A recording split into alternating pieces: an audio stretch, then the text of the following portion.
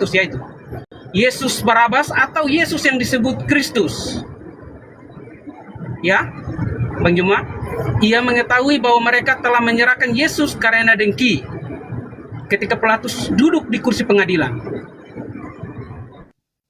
Di ayat-ayat ini Bang Juma tahu, Bang Juma sangat tahu ayat ini. Pasti berapa perdebatan pasti ayat ini dibawa, ya toh Bang Juma? Apa yang mereka pilih Bang Juma? Mereka pilih orang yang fasik, seperti yang dinubuatkan dalam Amsal itu Bang. Sesuai, betul, kata-kata Abang sesuai menggenapi perjanjian lama. Karena memang itu tujuan Sang Firman lahir ke dunia. Saya tidak bantah ayat-ayat yang Bang Juma bawakan. Saya betul-betul mengiman dan mengaminkan itu Bang Juma. Ya, itu tanggapan saya Bang Juma. Oke. Jadi kalau Anda mendukung itu, dengan kata lain, Yesus anak Maria diselamatkan, Yesus putra Bapa yang menggantikan, Yesus Barabas. Berarti Anda mengaminkan yang digantung itu adalah Yesus Barabas. Apakah demikian? Bang, Alkitab mengatakan orang-orang lebih memilih bebaskan Yesus Barabas dan salibkan Yesus putra Maryam, Bang. Iya, berarti cerita. Makanya, coba Abang buka Matius 27 ayat 15 dulu, Bang. Supaya lebih seru. Saya paham. Bisa Abang buka? Saya paham, saya ngerti. Tapi Terus, coba Anda kenapa lihat Abang bisa mengatakan bahwa ya, kalau Yesus Barabas yang adalah penjahat nasionalis, perompak, pembunuh, pemberontak diselamatkan dan Yesus yang menggantikan, berarti poin yang ada di Amsal 21 itu dibalik. Orang benar dipakai tebusan bagi orang fasik dan orang jujur sebagai ganti orang mengkhianat. Kita balik. Karena Yudas Barabas itu adalah pengkhianat. Yudas Barabas itu adalah orang fasik. Sedangkan yang Anda katakan ini, Yesus Barabas diselamatkan, Yesus anak Maria yang disalib, berarti kebalik. Sedangkan dalil yang ada di Amsal 21:18, orang fasik dipakai sebagai tebusan, pengkhianat dipakai sebagai pengganti. Makanya di data nomor 18-nya di Matius 27 yang Anda bawa, Pilatus mengatakan bahwa mereka ahli Taurat, orang Farisi, mahkamah agama dan orang Yahudi menyerahkan Yesus untuk disalib karena dengki. Itu keinginan orang Yahudi, itu keinginan ahli Taurat, keinginan mahkamah agama untuk Yesus disalibkan. Tapi yang berlaku itu adalah keinginan Tuhan, bukan keinginan mereka yang berlaku. Coba Anda baca di Matius 16 itu. Matius 16, Yesus sendiri yang mengatakan, sebab engkau bukan memikirkan apa yang dipikirkan oleh Allah, melainkan apa yang dipikirkan manusia. Yesus ini harus pergi sesuai dengan apa yang direncanakan, yang dirancang oleh Allah, bukan yang dirancang oleh manusia. Yang dirancang oleh manusia adalah mereka membuat kesaksian palsu, tipu muslihat. Bahkan iblis mengambil alih kemudian ketika Yudas berkhianat. Ketiga-tiganya kemudian, bahkan kelima-limanya, orang-orang membuat kesaksian palsu, itu dibatalkan oleh Allah. Dan yang menggantikan kemudian adalah apa yang Allah rencanakan tentang hambanya yang suci ini. Yesus mengatakan itu, nyala engkau Petrus, engkau adalah iblis, engkau satu batu sandungan bagiku, sebab engkau bukan memikirkan apa yang dipikirkan oleh Allah, melainkan apa yang dipikirkan oleh manusia. Apa yang dipikirkan oleh Allah? Allah ingin menyelamatkan kemudian hambanya yang suci. Kalau Anda mengatakan Yesus Barabas diselamatkan, berarti itu Anda ingin merubah kemudian bahwa Allah ingin menyelamatkan pengkhianat dan menggantikan pengkhianat itu dengan hambanya yang suci. Ini gimana ceritanya? Bukan saya merubah. Ribut sekali Bang. Juma. Masa Terlalu Bang Juma ribut. tidak mengerti ayat ini? Kok Bang Juma jadi Bang Juma kok ini Bang Juma? Oke, kita tiktokan dulu. Sudah mengatakan. Oke, Yesus Barabas atau Yesus Kristus yang pengkhianat di situ, Bang?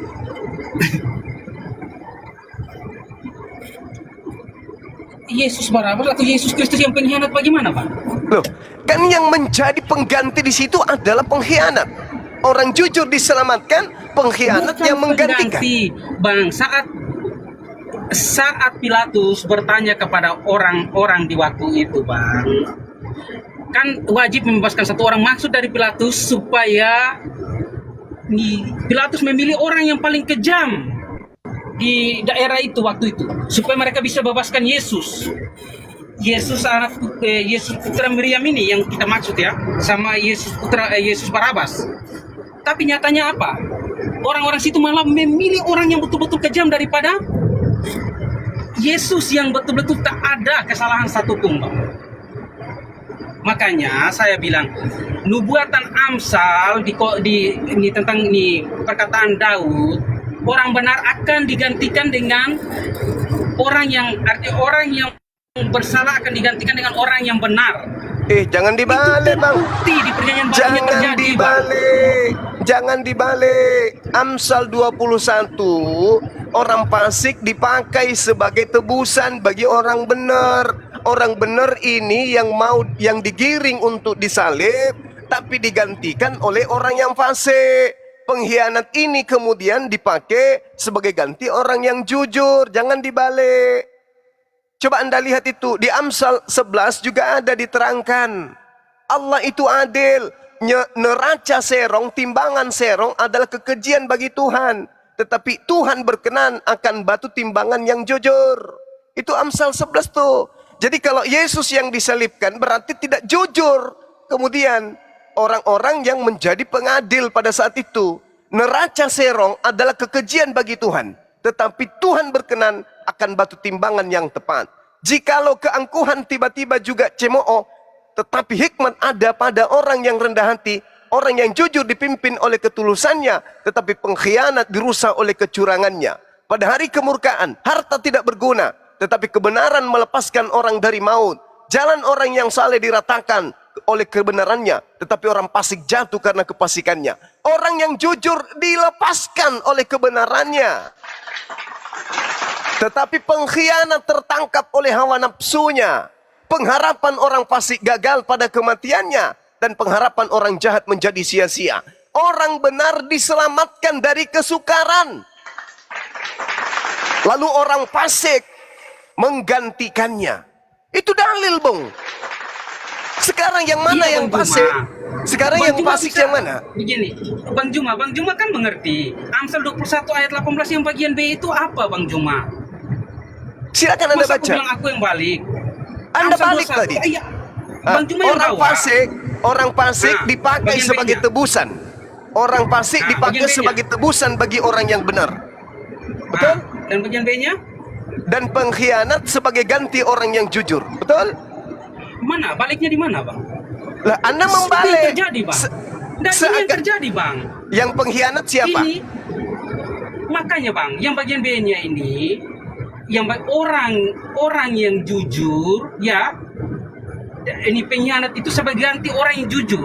Nah, Pengkhianatnya yang seharusnya dihukum malah diganti menghukum orang yang jujur, Bang. kebalik. Tolong Bang mengerti bagian B-nya. Amsal 21 Lucu. ayat 12 bagian B-nya, Bang.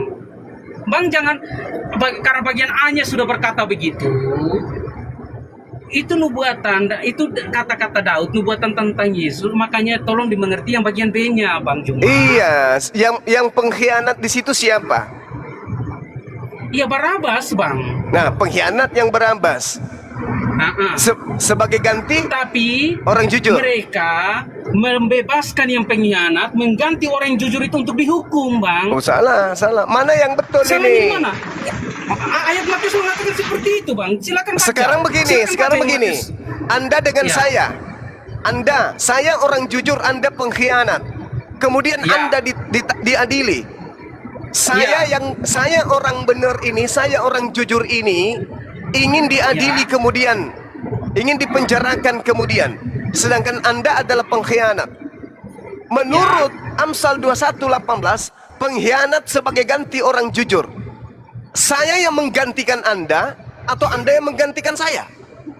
Bagian B-nya, Bang. Sudah Iya. saya bilang. Pengkhianat Amsal 21 sebagai bagian ganti B, orang yang 18. jujur. Pengkhianat begini, Abang Juma sebagai orang ganti. yang jujur. Abang Juma orang yang jujur. Saya pengkhianat, ya Bang. Ya. Saya ini seharusnya dihukum mati. Saya dihukum waktu itu. Pilatus mengasih pilihan. Pilatus mengasih pilihan. Dengan maksud itu supaya Bang Juma dibebaskan. Menurut ini ini ayat dalil yang tadi saya bawa, Bang Juma. Pengkhianat dipakai sebagai pengganti orang yang jujur, kok masih dibalik-balik? Bang Juma, yang di Matius itu malah pengkhianatnya yang dibebaskan. Nah, ini sekarang permasalahannya bukan di situ. Sekarang permasalahannya menurut Yesus harus pergi berdasarkan di Amsal atau berdasarkan di Matius, itu dulu.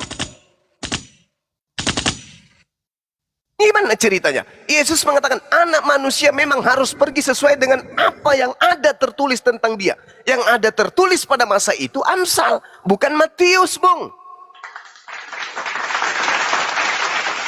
Matius itu baru dituliskan beberapa saat, beberapa puluh tahun setelah Yesus tak ada. Dan itu pun dituliskan sesuai dengan pesanan Romawi Yunani.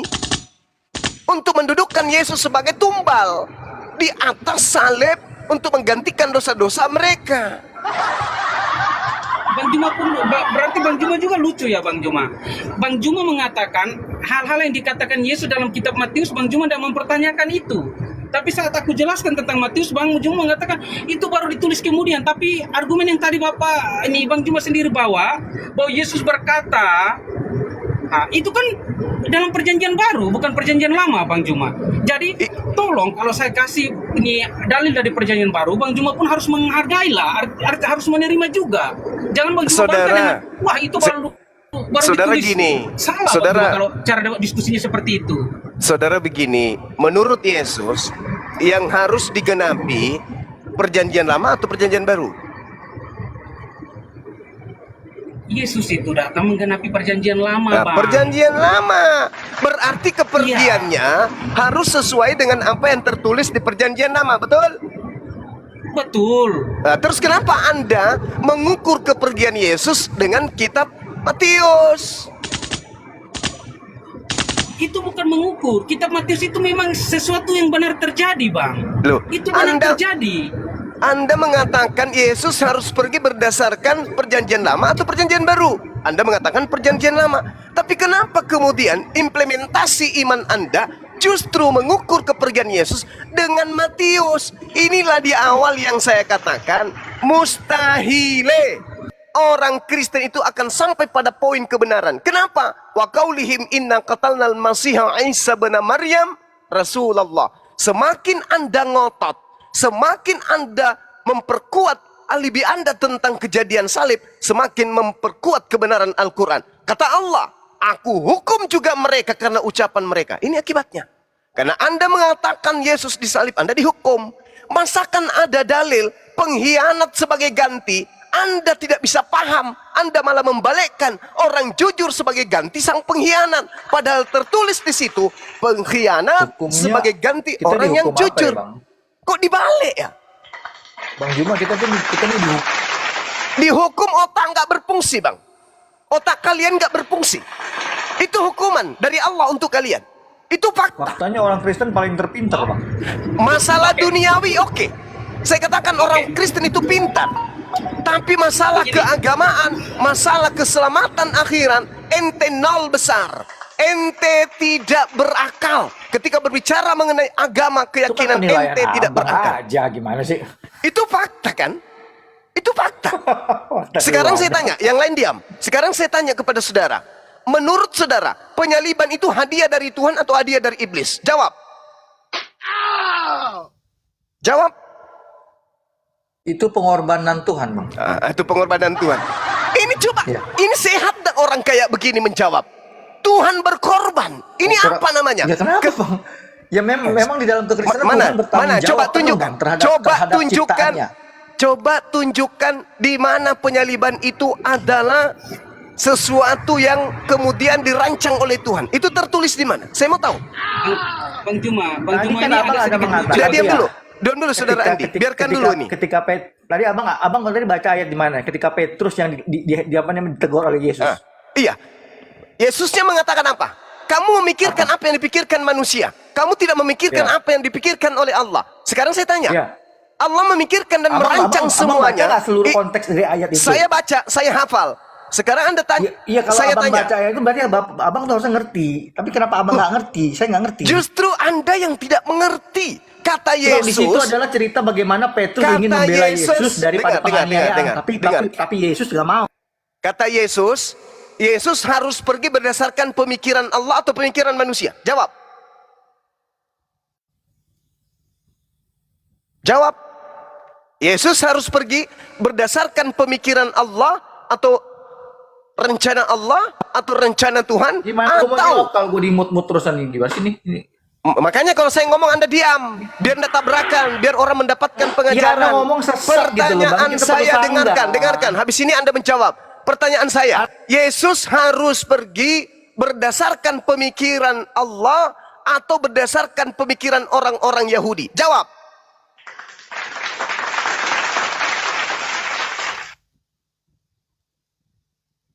Buka mute-nya, disuruh jawab, atau pertanyaan tidak masuk, jawab. Bang. Pertanyaan tidak masuk. Penakut kalian semua itu. pakai Pertanyaannya, mut-mutan. Dulu, yang lain pertanyaannya diam. tidak- Yang lain diam dulu. Yesus yang lain. mengatakan lu, dengarkan saya, jangan cuma nafsumu aja. Semakin kamu ngotot, semakin membenarkan Al-Quran. Kami hukum juga mereka dengan ucapan mereka. Sekarang pertanyaan saya, menurut Yesus, pada Matius 16, dia harus pergi berdasarkan pemikiran Allah, rencana Allah, rancangan Allah, nubuatan Allah, atau Yesus harus pergi berdasarkan keinginan orang-orang Yahudi. Jawab, menurut pemikiran Allah atau menurut keinginan Yahudi? Jawab.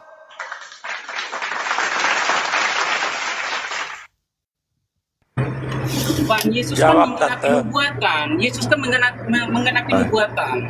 Mana nubuatan Yaitu dia sebenarnya- harus mati? Mana nubuatannya orang benar harus mati menyelamatkan untuk mengganti orang yang tidak benar? Mana nubuatan itu? Tunjukkan ke saya. Orang benar harus mati untuk menyelamatkan orang yang fasik. Mana dalilnya? Orang jujur harus mati untuk menggantikan orang pengkhianat. Mana dalilnya? Ada. Inilah yang Al-Quran katakan. Wa qaulihim, kami hukum dia dengan ucapan mereka. Nah, sekarang Anda jawab. Yang lain diam. Tolong tunjukkan Yesus harus pergi berdasarkan keinginan Allah atau berdasarkan keinginan orang-orang Yahudi. Jawab. Saya tunggu. Yang lain diam. Keinginan Tuhan, Bang. Keinginan Tuhan. Berarti Yesus salah. Berarti Yesus salah. Salahnya? Dia mengatakan, engkau suatu batu sandungan bagiku, sebab engkau memikirkan apa yang dipikirkan manusia. Engkau tidak memikirkan apa yang dipikirkan oleh Allah. Nah sekarang Ya, pemikiran, Yesus salahnya di mana, Bang? Itu kan perkataan Yesus kepada Petrus, Bang. iya, Yesus mengatakan aku harus pergi berdasarkan pemikiran Allah kan? Ya. Nah, sekarang pengkhianat, Yudas berkhianat, iblis merasuki, orang-orang Yahudi, orang Farisi membuat Kita fokus tipu ke sini muslihat. dulu, Sabar Bang. dulu, iya, Kamu saya jangan tahu. lari. Saya tahu. Dengarkan saya. Tolong Kalau jangan Anda mau dimut belajar, dong. Jangan dengarkan takut saya. gitu loh. Kalau saya bicara diam, daripada Anda diturunkan. Oke? Keinginan manusia. Udah turunin aja orang ini. Dia nggak menghargai. Ya bagus. Kau ke gereja aja, jilat pantat pendeta biar kau waras. Jangan begitu, Bang Keinginan. Juma. Jangan keluarkan Anda juga bahasa akan kasar. turun. Kita Anda juga akan berdiskusi. turun. Kalau Anda Nah. tidak memiliki etika dalam berdiskusi, Anda juga turun. Oke? Ya silakan, kalau anda terima argumentasi silakan. Ya sudah turun. Turun. Gampang kok itu. Nah, kami cuma memberi peringatan. Selesai kan? Innalillahi wa inna ilaihi raji'un. Matilah kalian dalam kekafiran. Jelas-jelas Yesus mengatakan, engkau hanya memikirkan apa yang dipikirkan oleh manusia. Yang dipikirkan oleh manusia, manusia yang mana yang dimaksud? Tentara tentara Roma, orang Farisi, mahkamah agama, ahli Taurat, siapa lagi? Imam-imam kepala. Ini pemikiran-pemikiran manusia. Yesus harus mati untuk menyelamatkan bangsa mereka dari ronrongan bangsa Romawi. Baca di dalam Yohanes 11 nomor 45 sampai nomor 53. Itu keinginan-keinginan manusia. Matius 26 nomor 4. Mereka melakukan tipu muslihat untuk agar supaya Yesus bisa dibunuh. Markus 14 nomor 1. Mereka membuat rancangan-rancangan palsu, kesaksian-kesaksian palsu untuk menyalibkan dan menyerahkan Yesus untuk dibunuh. Yohanes 6 nomor 70. Iblis merasuki Yudas untuk menyerahkan Yesus untuk dibunuh. Matius 26 nomor 59. Imam-imam kepala mahkamah agama sepakat melakukan kesaksian-kesaksian palsu agar Yesus dibunuh. Itu semua keinginan manusia. Mana keinginan Tuhannya agar Yesus dibunuh? Gak ada. Yesus mengatakan, aku harus pergi sesuai dengan keinginan Tuhan yang ada tertulis. Berarti harus sesuai dengan Taurat, harus sesuai dengan Amsal, harus sesuai dengan Mazmur, harus sesuai dengan kitab-kitab para nabi. Sedangkan Kristen mengusung kitab-kitab perjanjian baru untuk menyelamatkan mereka dari dosa. Sementara Yesus mengatakan, aku harus pergi berdasarkan perjanjian lama. Perjanjian lamanya jelas. Jangan kau membunuh orang yang tidak bersalah. Jangan kau membunuh orang yang benar. Sebab aku Tuhan tidak akan membiarkan kemudian orang yang salah itu dibenarkan dan orang benar itu disalahkan. Yesus mengatakan Mazmur. Di Mazmur 37 coba Anda baca. Nomor 28. Sebab Tuhan mencintai hukum dan Tuhan tidak meninggalkan orang yang dikasihi. Yesus dikasihi. Yohanes 14:27. Yesus dikasihi. Yesus orang yang dikasihi. Begitu besar kasih Allah akan dunia ini. Dia menganugerahkan anaknya. Yesus orang yang dikasihi. Tuhan mencintai hukum. Tuhan tidak meninggalkan orang yang dikasihi. Sampai selama-lamanya. Terus Tuhan mengatakan apa? Orang fasik, pengkhianat, mengintai orang benar dan berniat membunuhnya. Ini Yudas. Nomor 3-3-nya. Tetapi Tuhan tidak menyerahkan orang benar itu dalam tangannya. Tuhan tidak membiarkan dinyatakan pengkhianat pada waktu disalib, pada waktu diadili. Tidak dikatakan terkutuk pada saat diadili. Itu Tuhan yang mengatakan. Bahkan dikatakan di data nomor 39. Orang benar diselamatkan oleh Tuhan.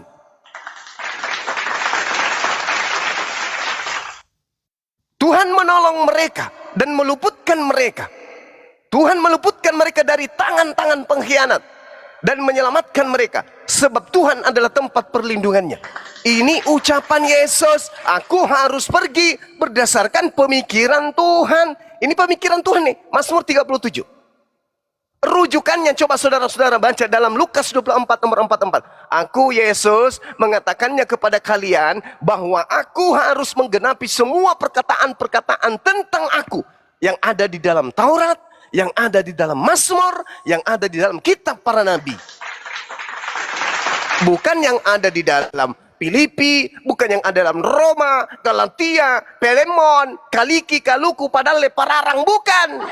Tapi Yesus mengatakan harus tergenapi semuanya tentang aku yang tertulis di dalam kitab Mazmur, di dalam kitab Amsal, di dalam kitab Yesaya, di dalam kitab-kitab yang ada menurut Yesus. Amsal 6 nomor 16. 6 perkara yang dibenci oleh Tuhan. Bahkan 7 kekejian di dalam hatinya. Salah satunya adalah membunuh orang yang tidak bersalah. Menumpahkan darah orang yang tidak bersalah. Berarti penyaliban terhadap Yesus itu kekejian. Pembunuhan terhadap Yesus itu adalah kebencian Tuhan. Berarti penyaliban ini adalah sesuatu yang dimurkai. Penyaliban ini adalah sesuatu yang dibenci oleh Tuhan. Barang siapa yang percaya penyaliban justru menyelamatkan, maka mereka adalah angkatan jahat. Baca Matius 12. Angkatan jahat ini minta satu tanda. Tidak diberikan satu tanda. Kecuali tanda Yunus. Sebab 3 hari 3 malam di bumi, 3 hari 3 malam di ikan. Di perut ikan. Belajarlah bro. Belajar untuk sehat. Tepis Al-Quran yang mengatakan kalian dihukum. Wa qaulihim inna qatalnal masiha Isa bin Maryam Rasulullah. Karena ucapan mereka bahwa Yesus itu dibunuh, disalib, maka aku hukum mereka karena ucapan itu. Ada yang bertanya tadi, apa hukumannya? Hukumannya otakmu nggak berfungsi. Kamu waras tapi gila. Kamu sehat tapi sakit. Kamu Kamu manusia tapi hewan. Kamu merasa pintar tapi tulul. Ini hukuman. Wa qaulihim inna qatalnal Masih Isa bin Maryam. Kami hukum orang-orang yang mengatakan Nabi Isa disalib. Maka berhenti mengimani, mempercayai, meyakini ajaran salib orang untuk nebus dosa. Kalian akan dihukum. Makanya kalau ditanya, Yesus Tuhan? Ya. Bapak juga Tuhan? Ya. Roh Kudus juga Tuhan? Ya. Ada berapa itu? 3. Tuhanmu ada berapa? 1.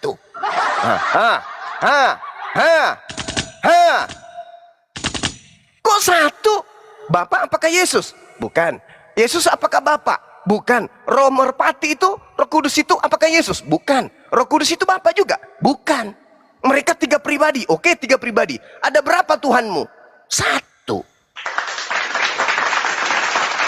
Ini yang Al-Quran katakan, wa qaulihim inna qatalnal Masih Isa bin Maryam. Aku hukum mereka karena ucapan-ucapan mereka, nabiku mati digantung oleh mereka.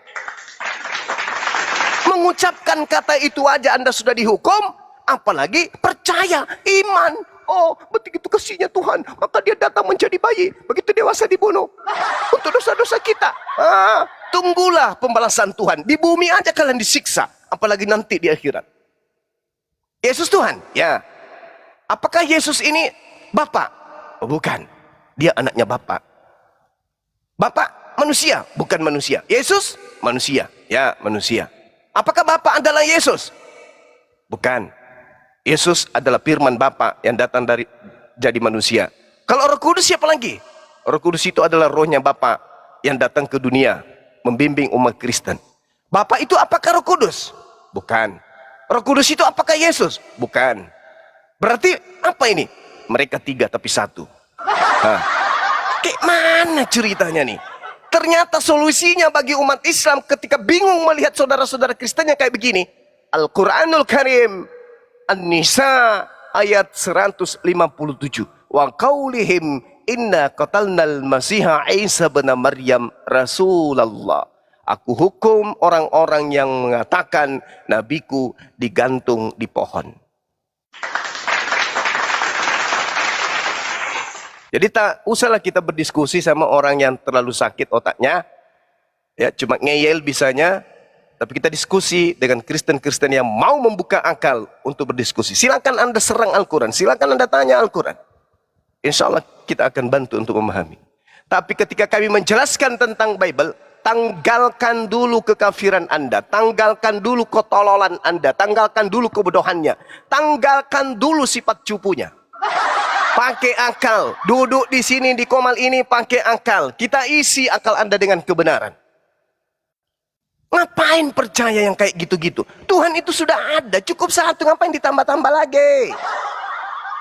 Terlalu serakah kalian. Gak cukup 1 Tuhan rupanya, harus 3 gitu. Sudahlah, Tuhan itu 1. Yesus pun mengajarkan Tuhan itu 1. Musa mengajarkan Tuhan itu 1. Nabi Muhammad SAW mengajarkan Tuhan itu 1. Ngapain ditambah-tambahin? Kok bisa ditambahin, Bang? Oh, ditambahin karena itu agak ajaran yang diusung oleh penganut ajaran dewa-dewa. Dewa mereka bukan 1.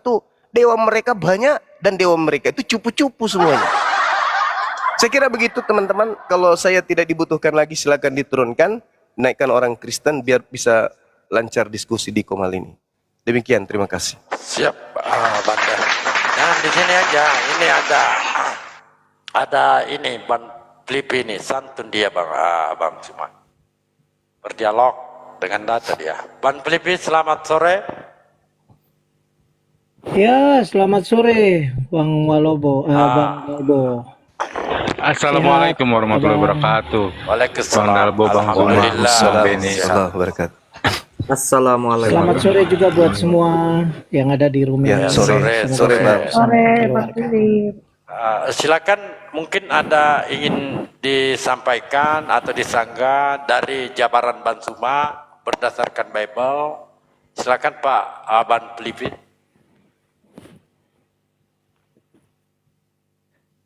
Hello? Oh, oke baik, Bang Silakan, Dalbo. Bang. Ya, Semangat, saya Bang. cuman mau, ya, saya mendengarkan banyak Bang Suma sudah menjelaskan mengenai Semangat, Bible. semangat. Siap, siap Bang, merdeka. Merdeka. Masya Allah. Ya, Iya Bang, silakan Bang. ya Bang Suma, semoga sehat Siap. bersama dengan keluarganya Bang ya. Amin, Selamat siang amin. juga. Iya. Abang juga ya? Iya Bang, Oke, sip. siap, siap. Iya, terima kasih untuk bisa berdiskusi dengan Bang Zuma menjadi satu ajang yang baik, bertukar pikiran, memberikan masukan dan pengertian, pencerahan. Ya, cuman memang tadi ada beberapa penjelasan dari Bang Zuma yang memang menurut beberapa teman tadi akhirnya terlempar karena kurang memahami. Iya, saya ingin tanyakan saja ke Abang bahwa dari Matius 16:21 itu kebetulan tadi saya masuk juga agak terlambat, jadi saya belum dapat penjelasan yang benar menurut Abang atau penjelasan yang utuh yang menyangkut ayat 21 dengan 22 itu tentang Yesus, pemberitaan tentang kematian atau penderitaan Yesus. Begitu Bang. Jadi kalau ya silakan Bang. Oke, makasih. Iya. Kita awali lagi kembali pengakuan Yesusnya kan. Pengakuan Yesusnya mengatakan bahwa dia harus pergi sesuai dengan apa yang tertulis tentang dirinya. Anak manusia memang akan pergi. Yesus memang akan pergi sesuai dengan apa yang ada tertulis tentang dia. Pada saat Yesus mengucapkan ini, jangankan kitab-kitab yang lain, buku atau kitab Matius pun belum ada. Ini yang harus dipahami. Pada saat Yesus mengucapkan ucapan tersebut, buku Matius belum dituliskan. Apalagi buku yang lain. Dalam arti kata, semua buku di Perjanjian Baru itu belum tertulis pada masa itu.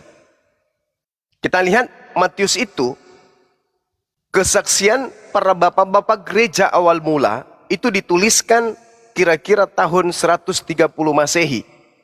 Bahkan ada juga yang menduga malahan itu tahun 80-an setelah Yesus kemudian meninggalkan dunia ini. Namun kita pahami, orang-orang yang belajar tentang naskah papirus itu menunjukkan ditulis tahun 66. Kita ambil yang terdekat kepada Yesus. 33 tahun baru buku Matius ini tertulis. Artinya yang dimaksud Yesus pada saat dia mengatakan anak manusia memang akan pergi sesuai dengan apa yang tertulis tentang dia. Apakah Matius sudah ada pada saat itu? Apakah surat-surat Paulus sudah ada? Belum. Berarti dia harus pergi berdasarkan apa yang tertulis tentang dia di dalam Perjanjian Lama. Betul sekali, di dalam Lukas 24:44 Yesus mengatakan memang dia harus menggenapi semua perkataan yang tertulis tentang dia di dalam Taurat, Mazmur, dan juga kitab para nabi. Yesus berkata, inilah perkataanku yang telah kukatakan kepadamu ketika aku masih bersama dengan kamu, yakni bahwa harus digenapi semua yang ada tertulis tentang aku di dalam Taurat, di dalam kitab nabi-nabi, dan kitab Mazmur. Berarti dalam hal ini, klarifikasi kepergian Yesus meninggalkan dunia ini, itu tidak meloloskan kemudian buku-buku yang baru akan ditulis. Tetapi yang menjadi rujukan pelajaran kita adalah buku-buku yang sudah tertulis. Itu pengakuan Yesus. Kristen mengusung iman, kepercayaan, keyakinan mereka tentang penyaliban itu bukan berdasarkan terhadap yang sudah tertulis, tetapi yang baru akan tertulis, yaitu Perjanjian Lama, Perjanjian Baru. Salahnya itu di situ.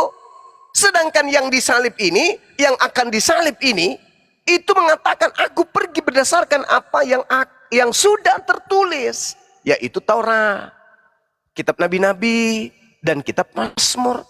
Kitab perjanjian baru nggak ada disebut oleh Yesus. Sementara Kristen mengimani penyaliban berdasarkan perjanjian baru. Kelirunya itu di situ, Bang. Nah, kembali, ketika dikatakan harus tertulis tentang dirinya, maka yang tertulis ini sudah pasti wahyu. Orang Kristen mengatakan perjanjian lama itu wahyu. Orang Islam mengatakan kitab-kitab yang datang kepada para nabi di tengah-tengah Bani Israel juga adalah wahyu. Maka kita lihat pengakuan Yesusnya dalam Matius 16. Tetapi Petrus menarik Yesus ke samping dan menegur Yesus. Katanya, Tuhan, kiranya Allah menjauhkan hal itu. Hal itu sekali-kali tidak akan menimpa engkau. Maka Yesus berpaling dan berkata kepada Petrus, yang tadi menarik Petrus, yang menarik Yesus. Enyalah kau iblis. Coba, marah si Yesus ini. Enyalah kau iblis. Engkau satu batu sandungan buatku. Sebab engkau bukan memikirkan apa yang dipikirkan Allah, melainkan apa yang dipikirkan oleh manusia. Yang dipikirkan oleh Allah itu apa? Yang tadi, Taurat, kitab nabi-nabi, dan Mazmur. Sedangkan yang dipikirkan oleh Petrus manusia adalah, pasti Tuhan saya ini mati, pasti mati, pasti mati. Kenapa? Karena orang-orang Yahudi, ahli Taurat, orang Farisi, mahkamah agama memiliki pemikiran-pemikiran untuk berusaha membunuh Yesus dengan tipu muslihat, dengan kesaksian palsu. Tapi Yesus mengatakan, oh tidak, saya akan pergi sesuai dengan rencana Tuhanku, bukan sesuai dengan rencana manusia. Rencana manusia membunuhku, tapi rencana Tuhanku menyelamatkanku. Mana buktinya? Di Amsal 11 misalnya. Orang jujur dilepaskan oleh kebenarannya, tetapi pengkhianat tertangkap oleh hawa nafsunya. Orang benar diselamatkan dari kesukaran, lalu orang fasik menggantikannya. Ini keinginan Tuhan. Harus berdasarkan keinginan Tuhan. Amsal 21 nomor 18. Orang fasik dipakai tebusan sebagai orang yang benar, dan pengkhianat sebagai ganti orang yang jujur. Ini pemikiran Tuhanku. Maka ketika aku digiring kemudian ingin dibunuh, saya santai-santai aja. Karena Tuhanku punya pemikiran sendiri. Tuhanku punya rencana sendiri. Karena aku orang yang dikasihi. Aku orang benar. Aku anaknya. Maka apa yang dipikirkan manusia? Membunuhku, menyalibku, menangkapku. Itu tidak akan terjadi. Yang terjadi adalah apa yang dikehendaki oleh Tuhanku. Subhanallah. Sedangkan Kristen ini mengusung kekristenan mereka berdasarkan keinginan manusia. Makanya saya berani mengatakan penyaliban itu hadiah dari setan. Tuhan tidak memberikan hadiah berupa penyelamatan berdasarkan salib. Tidak ada itu. Maka coba Anda pelajari. Hampir semua apa yang ada pada riak penyaliban, baik itu orang yang sesamanya, orang setelahnya, mengusung pengajaran-pengajaran yang sifatnya doktrin, yang sifatnya dogma. Contoh, Yohanes 5 nomor 29. Inilah anak domba Allah. Itu dogma, itu doktrin. Masakan Yesus disepadankan dengan binatang hanya demi syahwat Romawi dan Yunani. Yesus yang adalah manusia, hamba yang suci, manusia kudus, disetarakan dengan hewan. Kenapa? Karena sejatinya orang Yahudi menghapuskan dosa-dosa mereka dengan tebusan hewan. Yesus mereka paksakan masuk menjadi kategori hewan demi memuaskan nafsu syahwat mereka. Makanya di Kristen itu nggak ada lagi larangan haram. Kenapa? Karena mereka menjadikan anak manusia sebagai hewan yang menebus mereka sebagai tumbal di atas pohon yang digantung di atas tiang salib. Itu fakta, itu fakta. Sayangnya Allah menghukum kalian yang beriman, yang percaya kepada penyaliban. Wa qaulihim inna qatalnal masiha Isa bin Maryam. Maka sulit bagi kalian untuk keluar dari cengkraman hukum itu kecuali kalian bertaubat. Silakan Bung, tanggapi yang Anda dapatkan poinnya saja. Jangan ditanggapi semuanya, karena yang saya sampaikan ini adalah monolog untuk menyampaikan kemudian kisi-kisi atau submateri bahwa penyaliban itu pada intinya adalah pekerjaan iblis. Pekerjaan iblis. Penyaliban itu adalah hal yang dibenci dan dimurkai oleh Tuhan kita, pencipta alam semesta ini. Demikian. Ya, Bang, Silakan, terima Bang kasih Flippy. untuk penjelasannya. Siap, Bang. Iya, saya menggarisbawahi bahwa penulisan ini setelah Yesus tidak ada atau 30 tahun lebih setelah Yesus tidak ada seperti disampaikan oleh Bang Zuma tadi. Yang ingin saya tanyakan ke Bang Zuma tentang tulisan ini. Kalau Matius menulisnya ini menurut pemikiran dia atau memang karena ini perkataan Yesus. Nah, itu yang saya ingin tanyakan ke Bang Zuma karena menurut Bang Zuma kan tulisan ini ditulis sesudah Yesus tidak ada di dunia. Berarti kan setelah mungkin sekitar 80 tahun tadi kalau tidak salah, kalau saya tidak salah sangkap, atau tahun ke-80 atau tahun ke-60 ya Bang. Begitu Bang, ingin saya tanyakan ke Abang. Oke, baik saudaraku Bang Philips.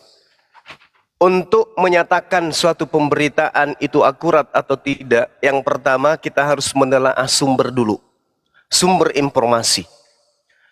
Sumber informasi yang paling primer, yang paling inti itu adalah penulis daripada pembawa kabar.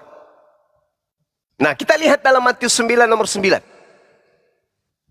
Setelah Yesus pergi dari situ, Yesus melihat seseorang yang bernama Matius duduk di rumah cukai.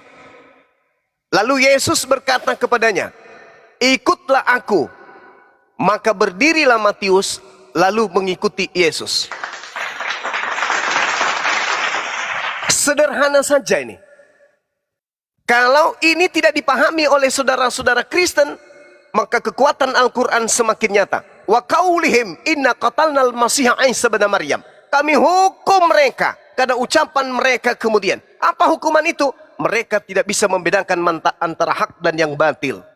Kalau ini tidak bisa dibedakan, bahwa Matius 9 nomor 9 adalah indikasi kuat bahwa bukan murid Yesus yang menulis kitab Matius ini, maka Al-Quran semakin nyata. Hukuman bagi orang yang percaya kepada penyaliban, susah menerima kebenaran. Saya ulang, setelah Yesus pergi dari situ, Yesus melihat seorang yang bernama Matius duduk di rumah cukai. Lalu Yesus berkata kepadanya, "Matius, ikutlah aku." Maka berdirilah Matius lalu mengikuti dia. Ini bukti akurat bahwa penulis Matius bukanlah murid Yesus. Kalau yang menulis Matius ini adalah murid Yesus, maka narasi yang dibangun adalah setelah Yesus pergi dari situ, Yesus melihatku. Lalu Yesus juga kemudian memanggil aku, maka aku pergi mengikuti dia. Itu kalau yang menulis Matius adalah Matius. Nah itu. Bagaimana Anda kemudian memahami ini? Sedangkan cerita yang dibangun kemudian oleh orang yang menceritakan Yesus bertemu dengan orang yang bernama Matius, itu menurut kesaksian semua bapak-bapak gereja awal mula, itu dituliskan kira-kira tahun 130 Masehi. Ada yang menduga ditulis oleh Matius lain, yang hidup di tahun 80-an setelah Yesus meninggalkan dunia ini. Namun penemuan naskah papirus, itu letaknya di Inggris, menunjukkan ditulis tahun 66. Itu menurut naskah papirus. Tahun 66. Indikasinya semakin kuat. Berarti ketika saudara penulis buku Matius ini menceritakan hal tersebut, lebih akurat kemudian ketika Yesusnya mengatakan, harus tertulis tentang aku, apa yang ada di kitab Taurat, apa yang ada di kitab Amsal, apa yang ada di kitab Mazmur dan kitab Nabi-Nabi. Sedangkan segolongan Kristen udah terlanjur jatuh cinta dengan konsep Tuhan datang mati disalib untuk nebus dosa-dosa kita. Siapa yang percaya akan diselamatkan. Padahal penyaliban itu berdasarkan Matius 23 adalah hal yang sangat dimurkai. Bahkan Yesus mengatakan keturunan para penyalib nabi itu adalah ular-ular. Itu adalah kemudian disebut oleh Yesus sebagai keturunan ular beludak yang tidak akan lolos dari api neraka. Simpulnya kemudian adalah Matius 23, Yesus menerangkan orang yang percaya kepada penyaliban adalah orang yang tidak akan lolos dari api neraka. Silakan Anda baca di dalam Matius 23 nomor 29 atau nomor 1 sampai nomor 36. Anda akan tamat di situ. Ternyata penyaliban ini mendatangkan keangkamurkaan. Iya. Seperti itu. Tuhan marah, Tuhan murka. Tuhan mengatakan di Amsal 6 nomor 16. 6 perkara yang dibenci oleh Tuhan, bahkan 7 kekejian yang ada di dalam hatinya. Salah satunya adalah menumpahkan darah orang yang tidak bersalah. Izinkan saya membaca dalil Matius 23. Celakalah kamu, hai ahli Taurat dan orang-orang Farisi. Hai orang-orang munafik. Celakalah kamu, hai ahli-ahli Taurat dan orang-orang Farisi. Hai kamu orang-orang munafik. Celakalah kamu, hai orang Farisi yang buta. Celakalah kamu, hai ahli Taurat dan orang-orang Farisi. Hai orang-orang munafik. Celakalah kamu, celakalah kamu, celakalah kamu. Kata Yesus. Semua diawali kata sumpah serapah. Celakalah kamu, celakalah kamu. Ahli Taurat, orang Farisi, keturunan ular beludak. Dan berkata, jika kami hidup pada zaman nenek moyang kita, tentulah kami tidak ikut dengan mereka yang membunuh nabi-nabi itu. Tetapi dengan demikian kamu bersaksi terhadap diri kalian sendiri bahwa kamu adalah keturunan pembunuh nabi-nabi itu. Jadi genapilah takaran nubuat tentang nenek moyangmu. Hai kamu ular-ular, hai kamu keturunan ular beludak, bagaimana mungkin kamu lolos dari api neraka? Disebabkan itu, lihat aku mengutus kepadamu nabi, aku mengutus kepadamu ahli Torah. Separuh di antaranya kau membunuh dan separuh kau salibkan. Yang lain kamu sesah di rumah-rumah ibadahmu. Supaya kamu menanggung akibat penumpahan darah orang yang tidak bersalah. Mulai dari Habel sampai ke Zakaria yang kamu bunuh di antara orang-orang suci yang ada di Mesbah. Aku berkata kepadamu, sesungguhnya semua ini akan ditanggung angkatan ini. Coba. Yesus mengatakan, terkutulah keturunan-keturunan pembunuh para nabi yang menyalibkan nabi-nabi. Itu kata Yesus, celakalah, celakalah, celakalah. Bagaimana mungkin kamu meloloskan dirimu dari api neraka? Kamu mengamini, kamu mengiyakan bahwa kalian itu adalah keturunan pembunuh nabi, penyalib para nabi. Maka kamu tidak akan lolos dari api neraka. Kalau mereka saja, orang-orang Yahudi yang konon katanya dijanji keselamatan oleh Elohim, Yesus katakan keturunan ular yang tidak akan pernah lolos dari api neraka. Lalu bagaimana dengan Kristen yang justru berleha-leha, bergembira atas penyaliban itu? Bagaimana dengan Kristen yang mengatakan penyaliban itu simbol keselamatan? Bagaimana dengan Kristen yang kemudian mengimani Tuhan datang untuk dibunuh dan disalibkan demi keselamatan orang Kristen? Sedangkan keturunan para penyalib saja oleh Yesus katakan, bagaimana mungkin kamu bisa lolos dari api neraka?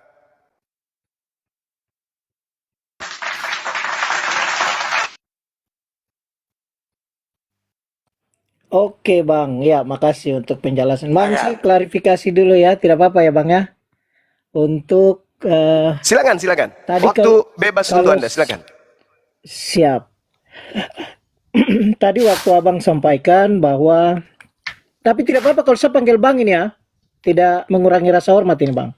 Iya, nggak apa-apa. Memang Tidak apa-apa ya, orang-orang panggil saya abang, Bang. Anak saya aja panggil Oke, abang. siap. Oke, baik, siap. Makasih sebelumnya. Ya. Abang, kalau saya klarifikasi tadi yang Abang sampaikan bahwa yang menulis buku Matius ini adalah bukan Matius pemungut cukai atau Matius murid Yesus ya, Bang. Kalau saya tidak salah. Mungkin begitu kah, Bang? Iya, betul, betul. Oke, berarti yang tulis ini bukan Matius pemungut cukai dan juga Matius yang murid Yesus. Tapi sebenarnya kan ada juga tuh Matius yang murid Yesus toh, Bang. Tapi bukan dia yang nulis. Atau gimana, Bang? Iya, murid Yesus itu tak ada yang menulis. Tak ada yang menulis pada saat Yesus menyampaikan Injil kepada murid-muridnya.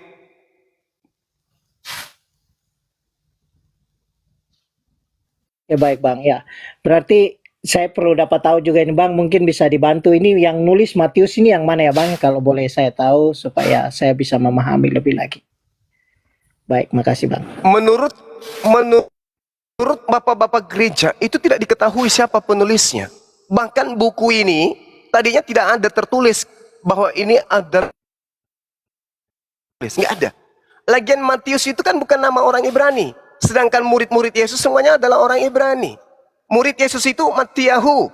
Matiyahu itu artinya hadiah dari Tuhan, hadiah dari Elohim. Sedangkan Matius ini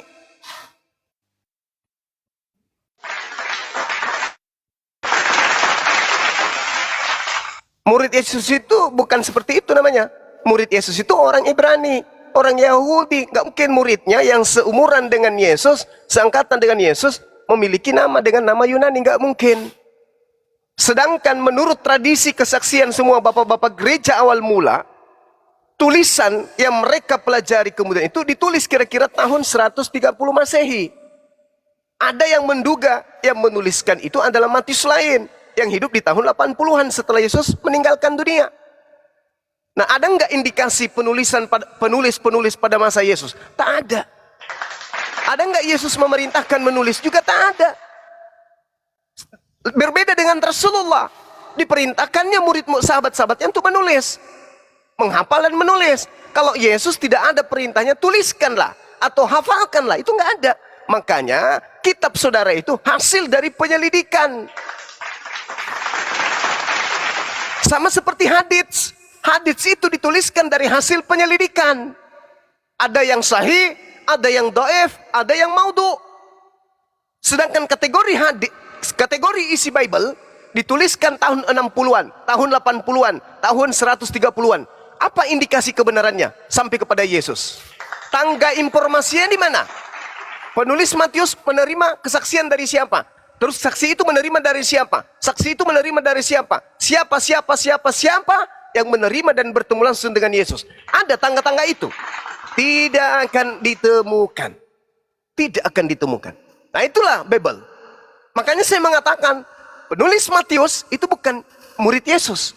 Bukan Matai. Bukan Matityahu. Bukan. Tetapi orang yang melihat Yesus, ceritanya melihat Yesus bertemu dengan muridnya Matai yang ada di Yahudi atau Israel, di tanah Yudea pada masa itu. Nah, sedangkan mereka yang menulis, sekarang kalau mereka menulisnya tahun 80-an atau menulisnya tahun 66, pertanyaan saya, mana tangga sanadnya, tangga informasinya? Satu, tradisi penyampaiannya seperti apa? Lewat tulisan atau lewat hafalan? Tiga, mana pengesahan legalitas dari Yesus? Tak ada. Tapi kenapa saudara-saudara Kristen mempercayai, meyakini informasi-informasi yang tak berujung ini kepada Yesus? Kata Allah, wa qaulihim inna qatalnal masiha Isa bin Maryam Rasulullah. Aku hukum mereka sampai akal mereka kemudian tidak ada ruang untuk mempelajari, untuk mengkaji. Mereka hanya manggut-manggut. Makanya Al-Quran, mohon maaf, mengatakan bahwa mereka punya telinga tapi tidak mendengar, mereka punya mata tapi tidak melihat, mereka punya hati tapi tidak menelaah. Mereka seperti hewan ternak, bahkan lebih hina daripada itu. Silakan Anda tanggapin, kasih data kepada kita bahwa Yesus pernah memerintahkan menulis, Yesus mengenal kemudian penulis-penulis Bible, Yesus memberikan legitimasi kepada Yesus, kepada penulis selayaknya Al-Quran. Khuzu min arba'ah, terimalah Al-Quran. Khuzu Al-Quran min arba'ah, terimalah Al-Quran dari keempat sahabatku. Atau khairukum min ta'allama Al-Quran wa 'allamahu, orang yang mulia, yang paling baik di antara kamu adalah mereka yang mempelajari Al-Quran lalu mengajarkan kepada yang lain. Artinya Rasulullah memberikan legitimasi kepada buku atau kitab suci Al-Quranul Karim. Yesus ada enggak memberikan legitimasi seperti itu? Terimalah kitab Lukas, terimalah kitab Yohanes, terimalah surat Paulus. Ada enggak? Enggak ada. Nah, inilah kenapa Kristen tak sampai ke sana. Itu tadi. Wa qaulihim inna qatalnal masiha, karena mereka sering ke rumah mereka, rumah sembahyang mereka, mendekapkan tangan depan dada, menutup mata lalu berdoa, Tuhan, terima kasih Tuhan, Kau telah mengorbankan ragamu dalam rupa manusiamu, Kau datang ke bumi, mengorbankan darahmu dan dagingmu untuk dosa-dosa kami Tuhan. Nah, itu yang yang membunuh akal kalian tuh. Sampai meneteskan air mata, haleluya, haleluya. Meneteskan air mata, belum lagi musik. Musik membawa kalian ke alam angan-angan dan hurafat, angan-angan halusinasi yang begitu tinggi. Meneteskan air mata, pulang dengan penuh keyakinan, Yesus Tuhan, Yesus Tuhan, Yesus Tuhan. Begitu ajalnya sampai masuk ke kubur ditanya, siapa Tuhanmu? Siapa yang menciptakanmu? Gak bisa menjawab. Karena selama hidupnya yang disembah utusan Tuhan. Hanya karena propaganda disalib, darahnya untuk kita minum, dagingnya untuk kita makan, apa-apaan kayak gitu. Kenapa bukan Yesus sendiri yang mengajarkan hal tersebut? Oh ada bang, apa? Yesus mengajarkan dia akan pergi berdasarkan apa yang sudah tertulis. Oke, kalau begitu kepergiannya berdasarkan Mazmur, berdasarkan berdasarkan Torah, berdasarkan kitab para nabi. Mana Tuhan menginginkan pembunuhan terhadap orang yang benar? Mana? Ada? Tak ada. Makanya prinsip gereja, dalam hal ini pastor pendeta, mengajak kemudian jemaat-jemaatnya untuk apa? Konsentrasi terhadap keselamatan. Mau belajar, tak perlu. Mau tahu, nggak perlu. Yang penting keselamatan saja. Apa itu? Percaya Yesus Tuhan, mati untuk dosa kita, kita pasti diselamatkan. Akulah jalan, akulah kebenaran, akulah hidup. Tak ada yang sampai kepada Bapa tanpa melalui aku. Dekapkan tangan, tutup mata, keluar air mata, nangis. Ajarin anak-anak juga begitu, nangis. Tapi giliran ditanya, kaidah yang Anda pakai itu, apakah sampai kepada Yesus? Dicarilah, ternyata tak ada sedikit pun yang sampai kepada Yesus. Makanya nanti di akhirat kata Allah, wa iskalallahu ya Isa bin Maryam anta qulta linnasi tahizuni. Pada hari ketika manusia dibangkitkan hidup kembali, semuanya dikumpulkan. Isa, kamu ke sini, kata Allah. Apakah Anda yang mengajarkan ciptaan-ciptaan saya ini untuk menuhankan dirimu selain daripada diriku? Kata Nabi Isa, Allah subhanaka ma yakunu li an aqula ma laysa li bihaqqa. Maha suci engkau ya Allah. Manalah mungkin aku mengatakan sesuatu yang bukan hakku untuk aku katakan. Tidak. Aku tidak pernah mengajarkan mereka. Aku hanya mengatakan kepada mereka, ma qultu lahum illa ma amartani bi ani abudullah rabbi wa rabbakum. Sembahlah Allah, Tuhanku dan Tuhanmu. Percayalah kepadaku bahwa aku adalah rasul utusan Allah untukmu. Hidup kekal itu adalah mereka mengenal aku yang engkau utus. Yohanes 17 nomor 3. Berarti hidup kekal harus mengakui Yesus hanya utusan. Ini berubah. Tuhan Theos datang mengosongkan diri, tidak mempertahankan keteosannya, melainkan mengosongkan diri, lalu mengambil rupa hamba, lalu menjadi manusia, lalu taat sampai mati, bahkan taat sampai di atas tiang salib. Apa ini? Ini ilmu dari mana ini? Sedangkan masa penginjilan Yesus selama 3 tahun, yang ada hanya tauhid. La ilaha illallah, inni rasulullah. Baik di Al-Quran maupun di Bible. Ratusan pengakuan Yesus. Aku rasul, aku utusan. Bapakku yang mengutus aku. Bahkan kesaksiannya, Yohanes 5 nomor 36. Ada kesaksianku yang lebih penting dari kesaksian Yohanes Pembaptis. Apa itu? Bahwa semua pekerjaan, membangkitkan orang mati, menghidupkan orang mati, membuat orang buta berjalan, orang lumpuh melihat, kebalik. Semua itu aku bersaksi, semua pekerjaan itu bersaksi bahwa aku adalah utusan Bapa. Maka benarlah iman Islam. La ilaha illallah, Isa Rasulullah, Yesua, Rasulullah, Rasul Allah, utusan Allah kepada Bani Israel. 10 detik terakhir, penyaliban itu adalah hadiah dari sang iblis dan Tuhan murka terhadap penyaliban. Apa poinnya? Matius 23, Yesus kemudian mengutuk orang-orang yang menyalib nabi-nabi terdahulu mulai dari Habel sampai Zakaria.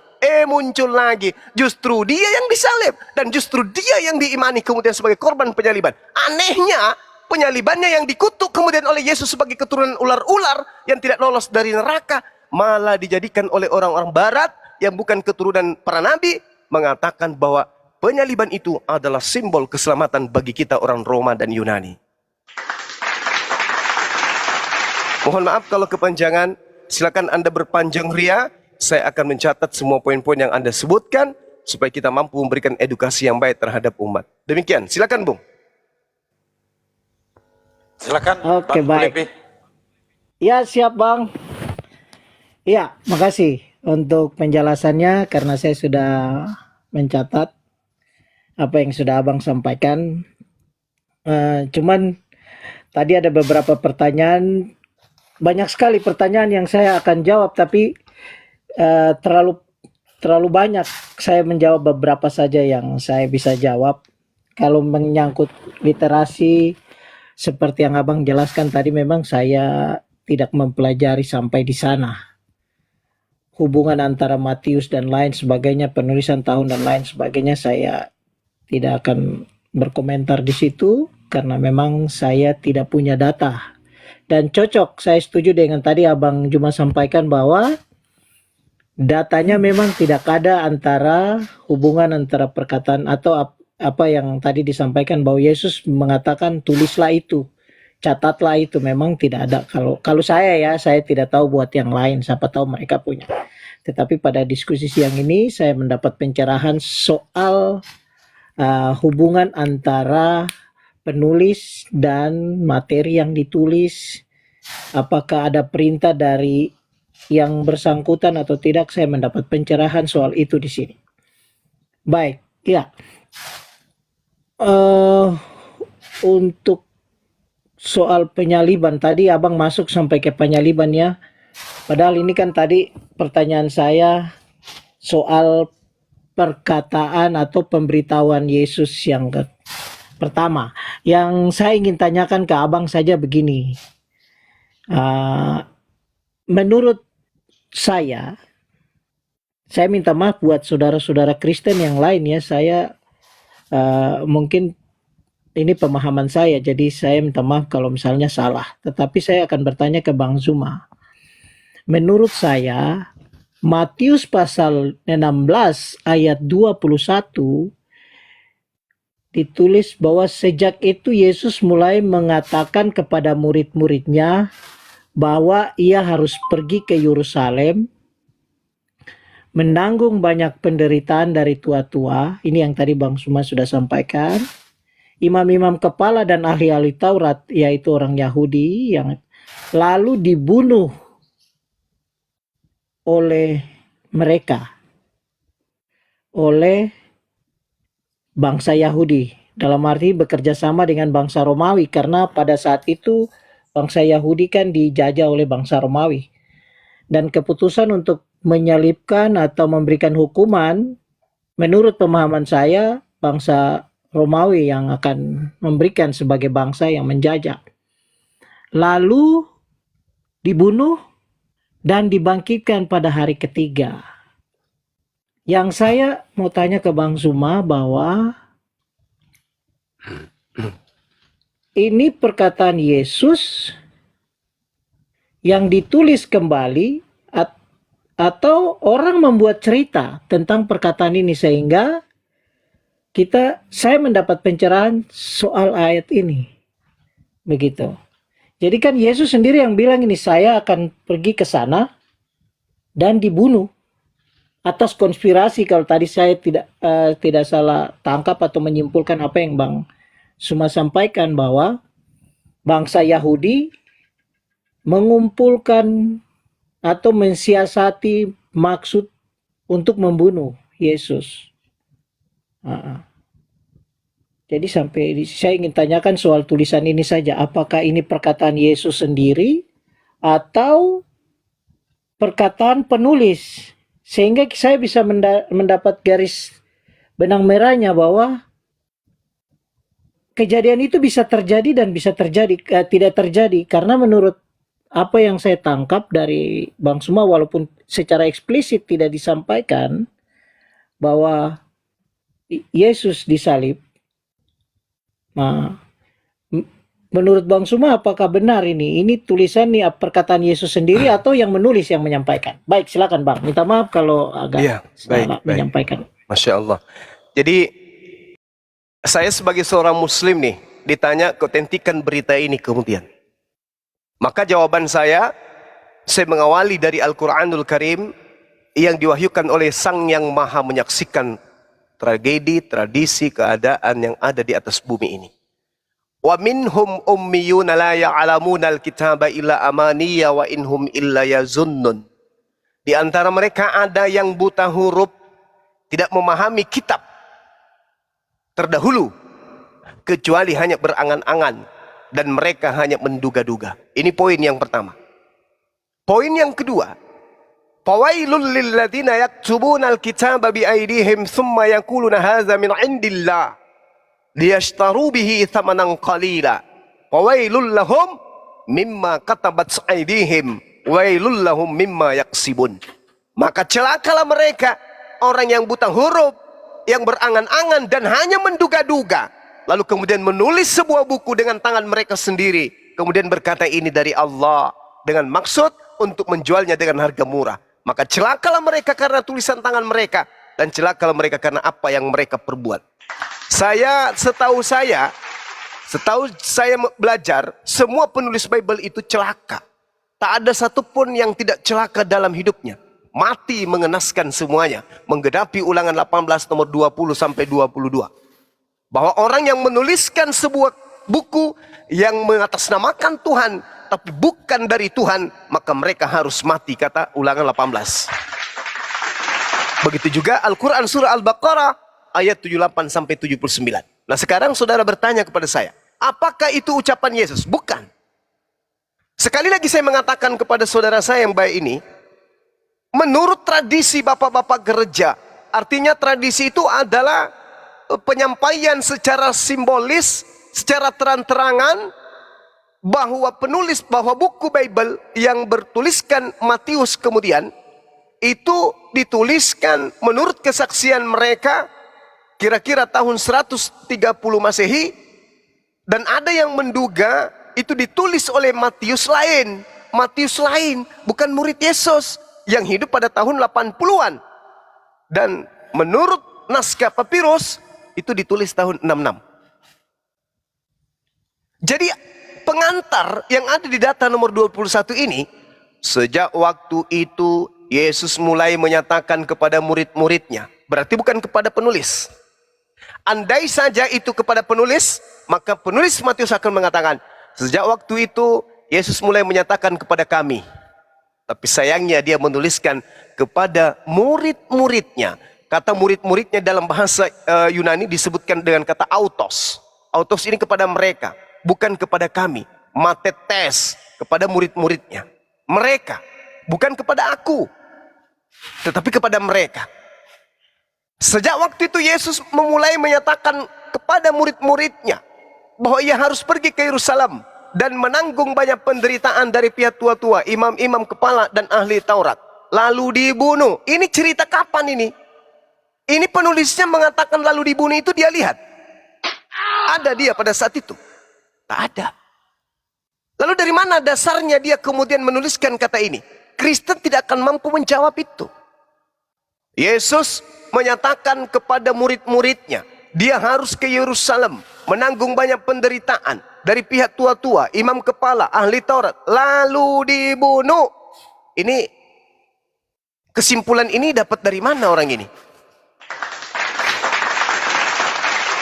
Sementara dia menuliskan, taruhlah papirus tahun 66, berarti 33 tahun baru ditulis ini.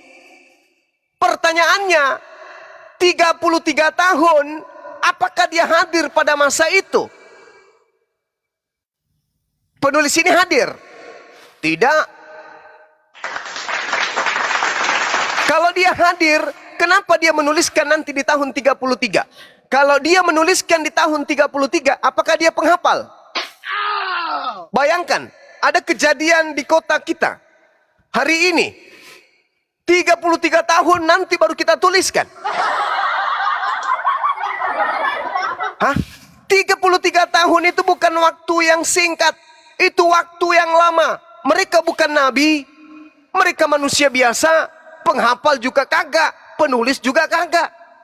Tiba-tiba menuliskan, lalu dibunuh dan dibangkitkan pada hari ketiga. Tahu dari mana ini? Dia ada pada saat itu?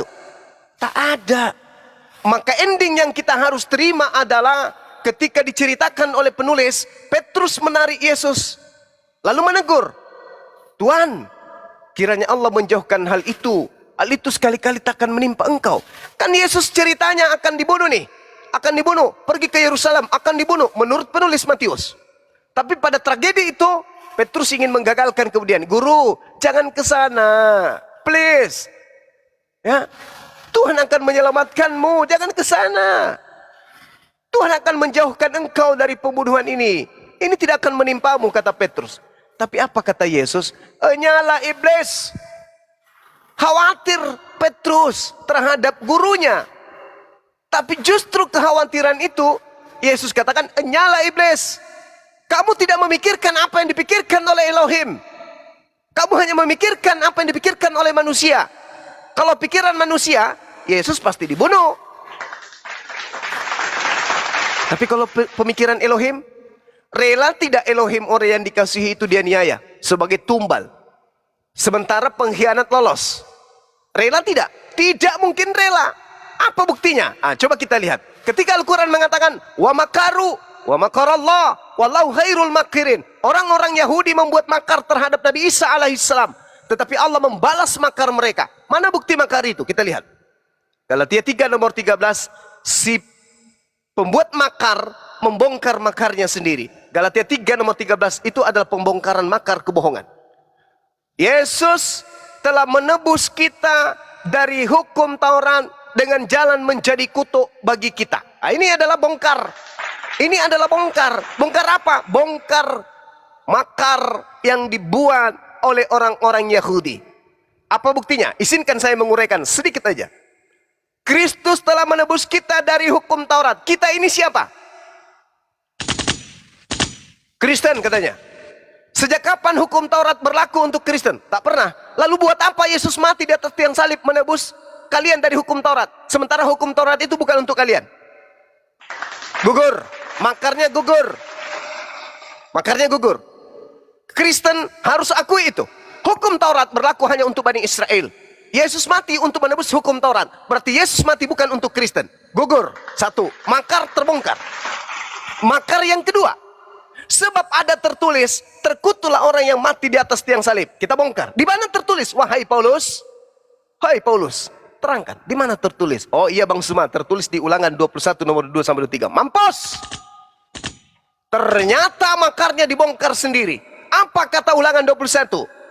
Apabila ada orang yang kamu hukum berdosa yang sepadan dengan hukuman mati. Coba. Apabila ada orang yang melakukan dosa yang sepadan dengan hukuman mati. Pertanyaannya, apakah Yesus melakukan dosa yang sepadan dengan hukuman mati? Tidak. Makar kebongkar. Makar kebongkar. Jadi apabila ada orang yang dihukum mati sepadan dengan hukuman mati, jangan kau biarkan mayatnya semalam-malaman di atas tiang. Sebab orang yang dikutuk oleh Tuhan. Coba bayangkan. Orang yang dikutuk oleh Tuhan, yang digantung karena dikutuk oleh Tuhan, jangan kau biarkan mayatnya semalam-malaman, jangan kau biarkan kakinya menyentuh tanah yang diwariskan oleh Elohim kepadamu. Gila enggak nih? Ini makar yang dibongkar sendiri oleh mereka. Wa makaru, wa makarallah, wallahu khairul makirin. Orang-orang Yahudi, ahli Taurat, orang Farisi membuat makar tipu daya untuk membunuh utusanku. Tetapi sungguh aku adalah pembalas yang paling sempurna terhadap kejahatan-kejahatan mereka. Ini yang terjadi, bong. Makar dibongkar sendiri oleh Bible bahwa ternyata yang disalibkan terkutuk itu adalah orang yang melakukan dosa yang sepadan dengan hukuman mati. Pertanyaan saya, adakah Kristen yang mampu menunjukkan dosa apa yang Yesus lakukan sampai dia harus dihukum mati karena perbuatan dosanya sepadan dengan hukuman mati? Dan adakah Yesus ini makhluk yang diutus untuk dikutuk oleh Elohim itu sendiri? Makar kebongkar, hancur lebur apabila kemudian orang Kristen mencoba untuk keluar dari hukuman Tuhan yang ada di atas muka bumi ini. Wa qaulihim inna qatalnal masiha Isa bin Maryam Rasulullah wa ma qatalu wa ma salabu. Saudara-saudara Kristen yang mendengarkan saya ini lalu kemudian melepaskan iman kepercayaan mereka terhadap penyaliban, maka hukuman Tuhan tidak akan berlaku kepada mereka. Seketika mereka akan belajar tentang kebenaran, seketika mereka akan ragu terhadap keyakinan mereka, dan selangkah demi selangkah masuk kepada ranah keimanan. Islam itu adalah informasi yang benar tentang apa yang terjadi di masa lampau. Jadi kesimpulan terakhirnya adalah buku Matius menceritakan lalu dibunuh dan bangkit pada hari ketiga, justru menguatkan apa yang Yesus katakan dalam Matius 12, bahwa angkatan jahat, angkatan tidak sedia, akan menjadikan penyaliban keluar dari perut bumi 3 hari 3 malam itu sebagai simbol keimanan. Kata Yesus, angkatan jahat ini, angkatan tidak setia ini, minta satu tanda, dan tidak akan diberikan satu tanda apapun kepada mereka selain tanda Yunus. Sebab Yunus 3 hari 3 malam dalam perut ikan, demikian juga anak manusia akan berada 3 hari 3 malam di perut bumi. 3 hari 3 malam berarti pada hari ketiganya dia harus bangkit. Percaya kepada kebangkitan berarti termasuk angkatan jahat dan angkatan tidak setia. Inilah Kristen. Silakan abangku, ditanggapi, diluruskan. Kalau Anda merasa ada yang bengkok, silakan diluruskan. Kita edukasi. Silakan. Siap, Abang. Terima kasih untuk penjabaran dan penjelasannya. Iya. Tadi kalau saya tidak salah, ada 2 pertanyaan yang Abang sempat lempar. Walaupun itu tidak ditujukan ke saya, tapi Abang sempat mengatakan bahwa ada pertanyaan bahwa dosa apa yang dilakukan Yesus sehingga dia harus mati. Karena itu menyangkut penjelasan Abang mengenai dosa yang ditanggung oleh Yesus. Dan yang kedua, diutus untuk terkutuk. Karena itu juga menyangkut dengan penjelasan Abang tentang Galatia 3 ayat 13 kalau saya tidak salah. Jadi saya juga tidak akan menyinggung bangsa Kristen, menyinggung saudara-saudara saya yang Kristen. Tetapi kalau saya mau menjelaskan sesuatu, saya minta maaf bahwa ini saya. Saudara-saudara Kristen yang lain boleh sesuai dengan apa yang saudara-saudara imani. Tetapi sebagai anak-anak bangsa kita harus saling menghargai antara satu dengan yang lain. Ya, sebenarnya saya masih belum dapat, tetapi saya sudah dapat dari Abang bahwa Abang bilang ini sebenarnya tidak seharusnya begini. Tetapi kalau dari konteksnya kan ini menurut pemahaman saya bahwa Yesus yang memulai pembicaraan ini. Berarti menurut pemahaman saya juga bahwa Yesus menceritakan situasi beberapa hari ke depan apa yang dia akan alami. Ya. Bahwa pada suatu ketika atau suatu hari ke depan setelah sampai di Yerusalem dia akan ditangkap dan dibunuh. Tetapi apa yang Abang sampaikan bahwa penyaliban itu terkutuklah mereka yang mengimani tentang penyaliban. Saya tidak akan menyanggah statement Abang atau pencerahan Abang soal yang itu, bahwa terkutuk atau celakalah mereka yang mengimani penyaliban. Minta maaf, itu bahasa saya yang saya pakai, saya tangkap apa yang Abang sampaikan. Tetapi yang saya berpikir secara akal sehat saya bahwa ini perkataan Yesus tentang beberapa hari ke depan. Bahwa setelah sampai di Yerusalem, dia akan mengalami situasi di mana dia disiksa oleh tua-tua dan endingnya dia akan digantung oleh tua-tua itu. Bersama-sama dengan, seperti Abang juga sudah sampaikan tadi, konspirasi antara Yahudi dengan Romawi, dalam hal ini bangsa Roma. Jadi waktu dia menyampaikan maksud itu, Petrus menyangga langsung dengan pemikiran dia bahwa mungkin juga doa dia bahwa biarlah Tuhan kiranya, atau Tuhan, dia berkata kepada Yesus bahwa Yesus Tuhan, kiranya Allah menjauhkan. Berarti Petrus juga mau bahwa jangan sampai Yesus kena salib. Jangan sampai Yesus dibunuh atau disiksa sesuai ayat 21. Itu yang saya pahami ya. Sehingga dia berkata kiranya Allah menjauhkan hal itu. Hal itu sekali-kali takkan menimpa engkau. Dalam hari ini menimpa Yesus. Berarti Petrus juga langsung membantah Yesus dengan berkata bahwa Tuhan atau Yesus, pakai bahasa saya minta maaf, mudah-mudahan lah jangan sampai Allah izinkan engkau kena dibunuh. Tetapi Yesus langsung berpaling, memberikan sanggahan kepada Petrus. Rupanya Yesus memandang bahwa yang menyampaikan maksud ini bukan Petrus. Yang menyampaikan maksud ini bukan Petrus, tetapi iblis. Pada ayat 23 dia berkata, enyahlah iblis, engkau suatu batu sandungan bagiku, sebab engkau bukan memikirkan apa yang dipikirkan oleh Allah, melainkan apa yang dipikirkan oleh manusia. Dalam pemahaman saya, menyimpulkan apa yang dipikirkan oleh Allah itu yang disampaikan oleh Yesus, bahwa dia akan pergi ke sana, mati, menanggung banyak penderitaan oleh pihak tua-tua, imam-imam kepala dan ahli Taurat, dalam tanda petik bangsanya sendiri, bangsa Yahudi. Terakhirnya langsung dibunuh. Nah, itu menurut Yesus adalah pemikiran Allah. Menurut saya yang melihat perkataan ini, membaca penulisan ini. Tetapi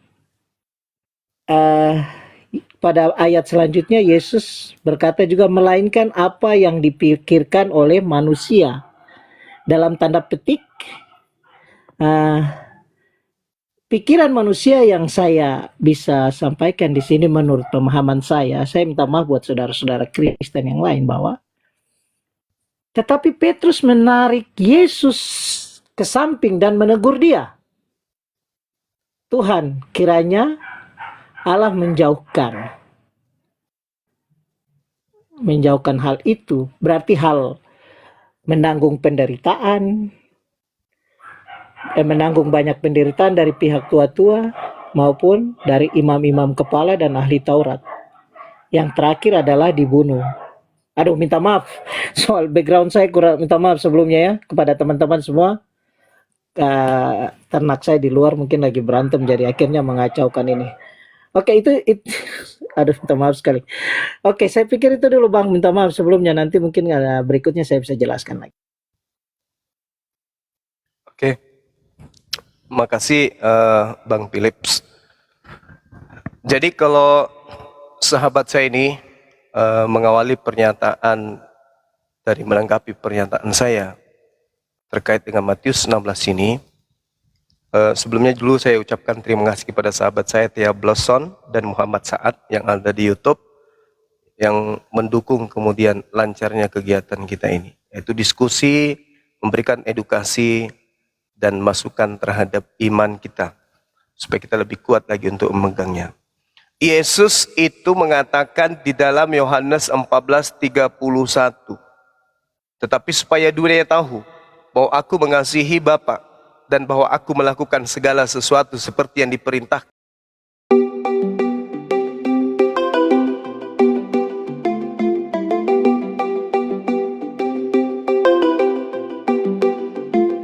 Nomor 34, melakukan apa yang diperintahkan, apapun yang diperintahkan oleh Bapa untuk ia lakukan.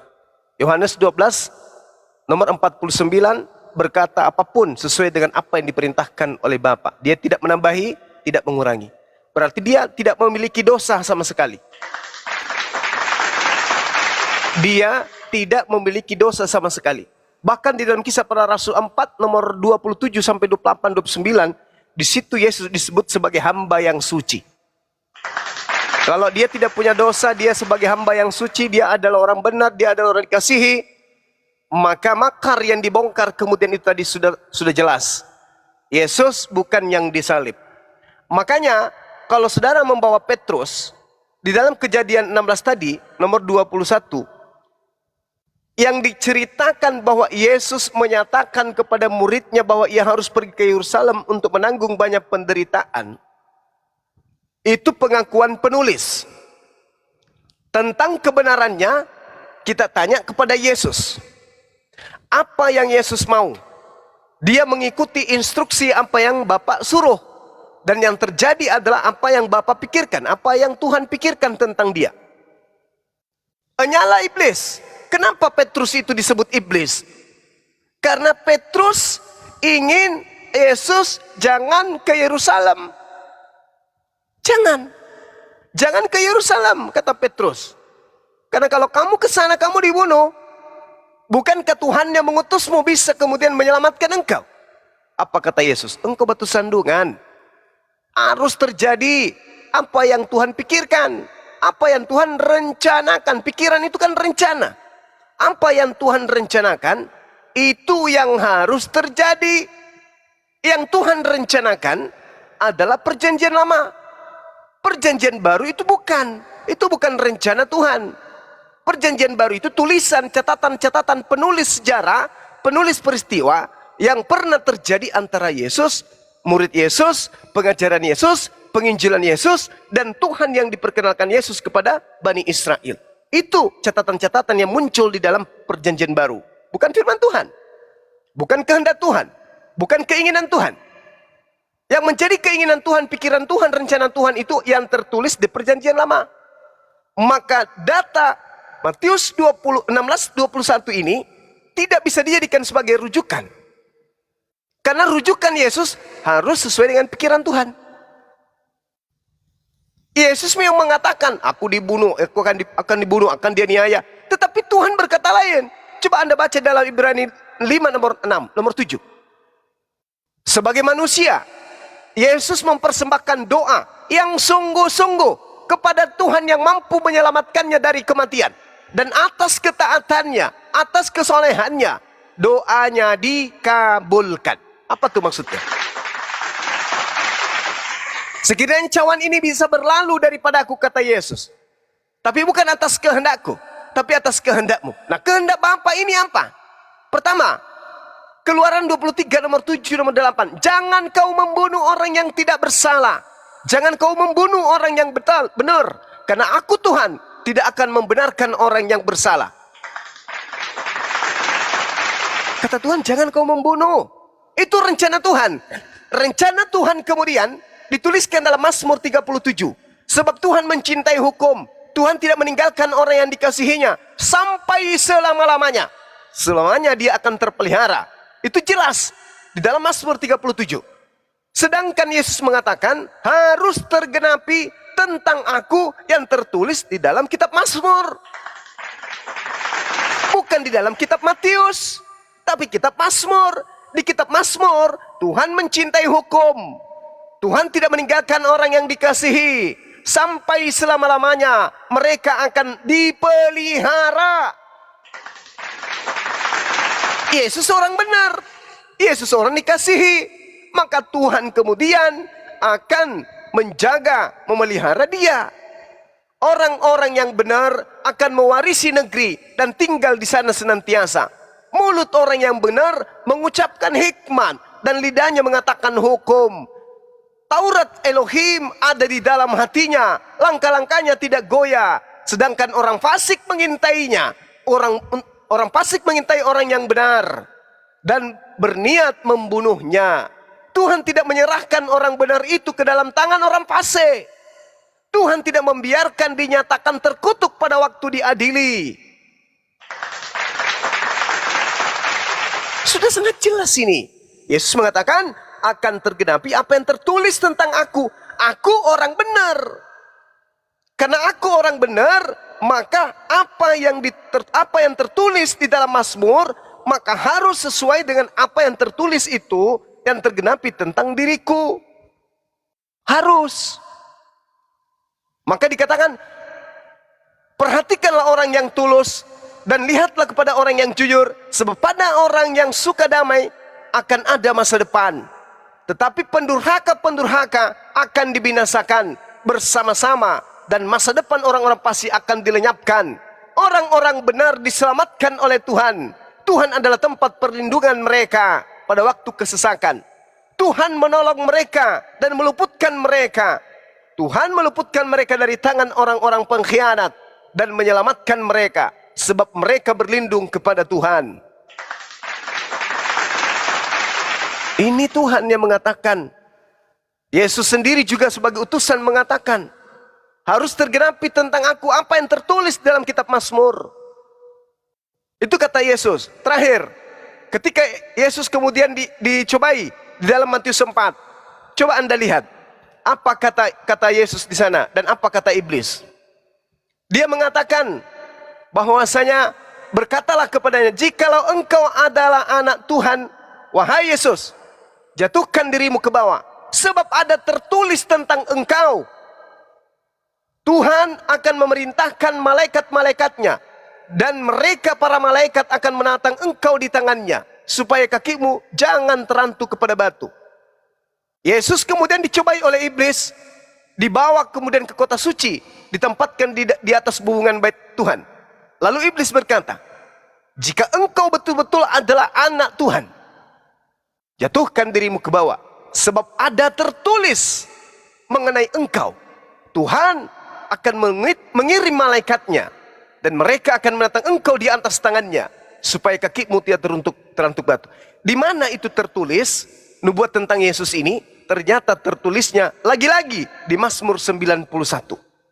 Sesuai dengan ucapan Yesus, harus tergenapi apa yang tertulis tentang aku di dalam kitab Mazmur. Kita lihat di dalam data nomor 8 di 91.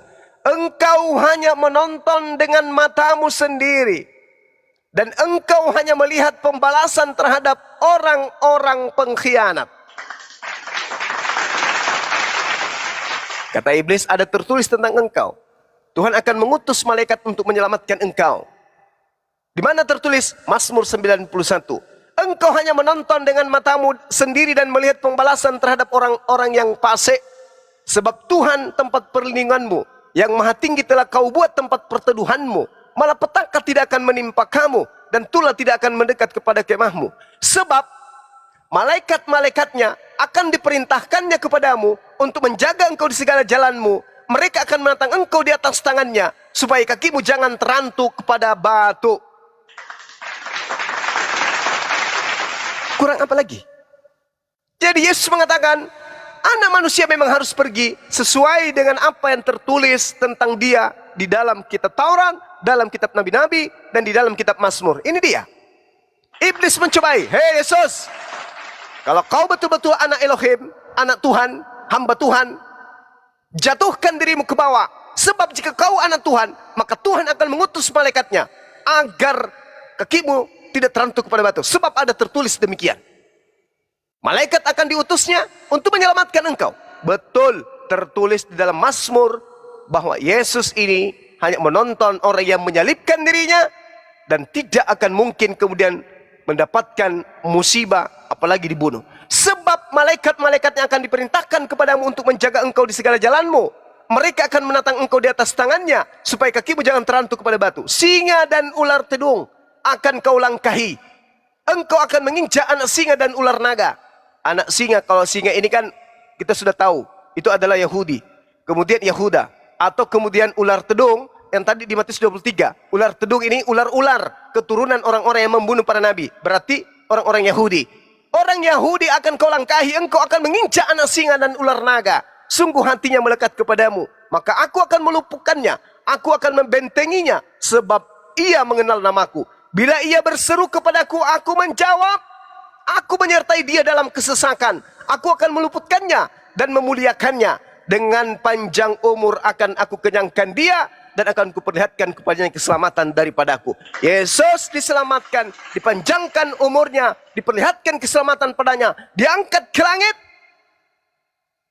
pada saat perencanaan pembunuhan terhadap dirinya. Makanya saya berani mengatakan bahwa penyaliban terhadap Yesus yang diinginkan oleh saudara-saudara Kristen adalah satu tipu daya iblis yang ingin menjerat orang dengan tipu daya, sehingga mereka menggantikan yang maha tinggi dengan Yesus yang berkorban di atas tiang salib. Ini fakta, ini dalil. Nah sekarang kenapa orang Kristen susah untuk menerima penjelasan saya? Wa qaulihim inna qatalnal masiha Isa bin Maryam Rasulullah. Karena Allah menghukum mereka karena kepercayaan mereka Yesus mati disalibkan, utusan Tuhan mati disalibkan. Karena ucapan mereka ini yang mereka gaungkan di dalam hati mereka pada saat mereka kemudian sembahyang atau beribadah, mereka menggaungkan dengan lisan dan hatinya, maka Tuhan menutup hati mereka. Summum bukmum umyum fahum la yarjun. Kecuali orang-orang yang ingin melepaskan diri dari cengkraman doktrin dan dogma. Demikian. Maaf kepanjangan, silakan.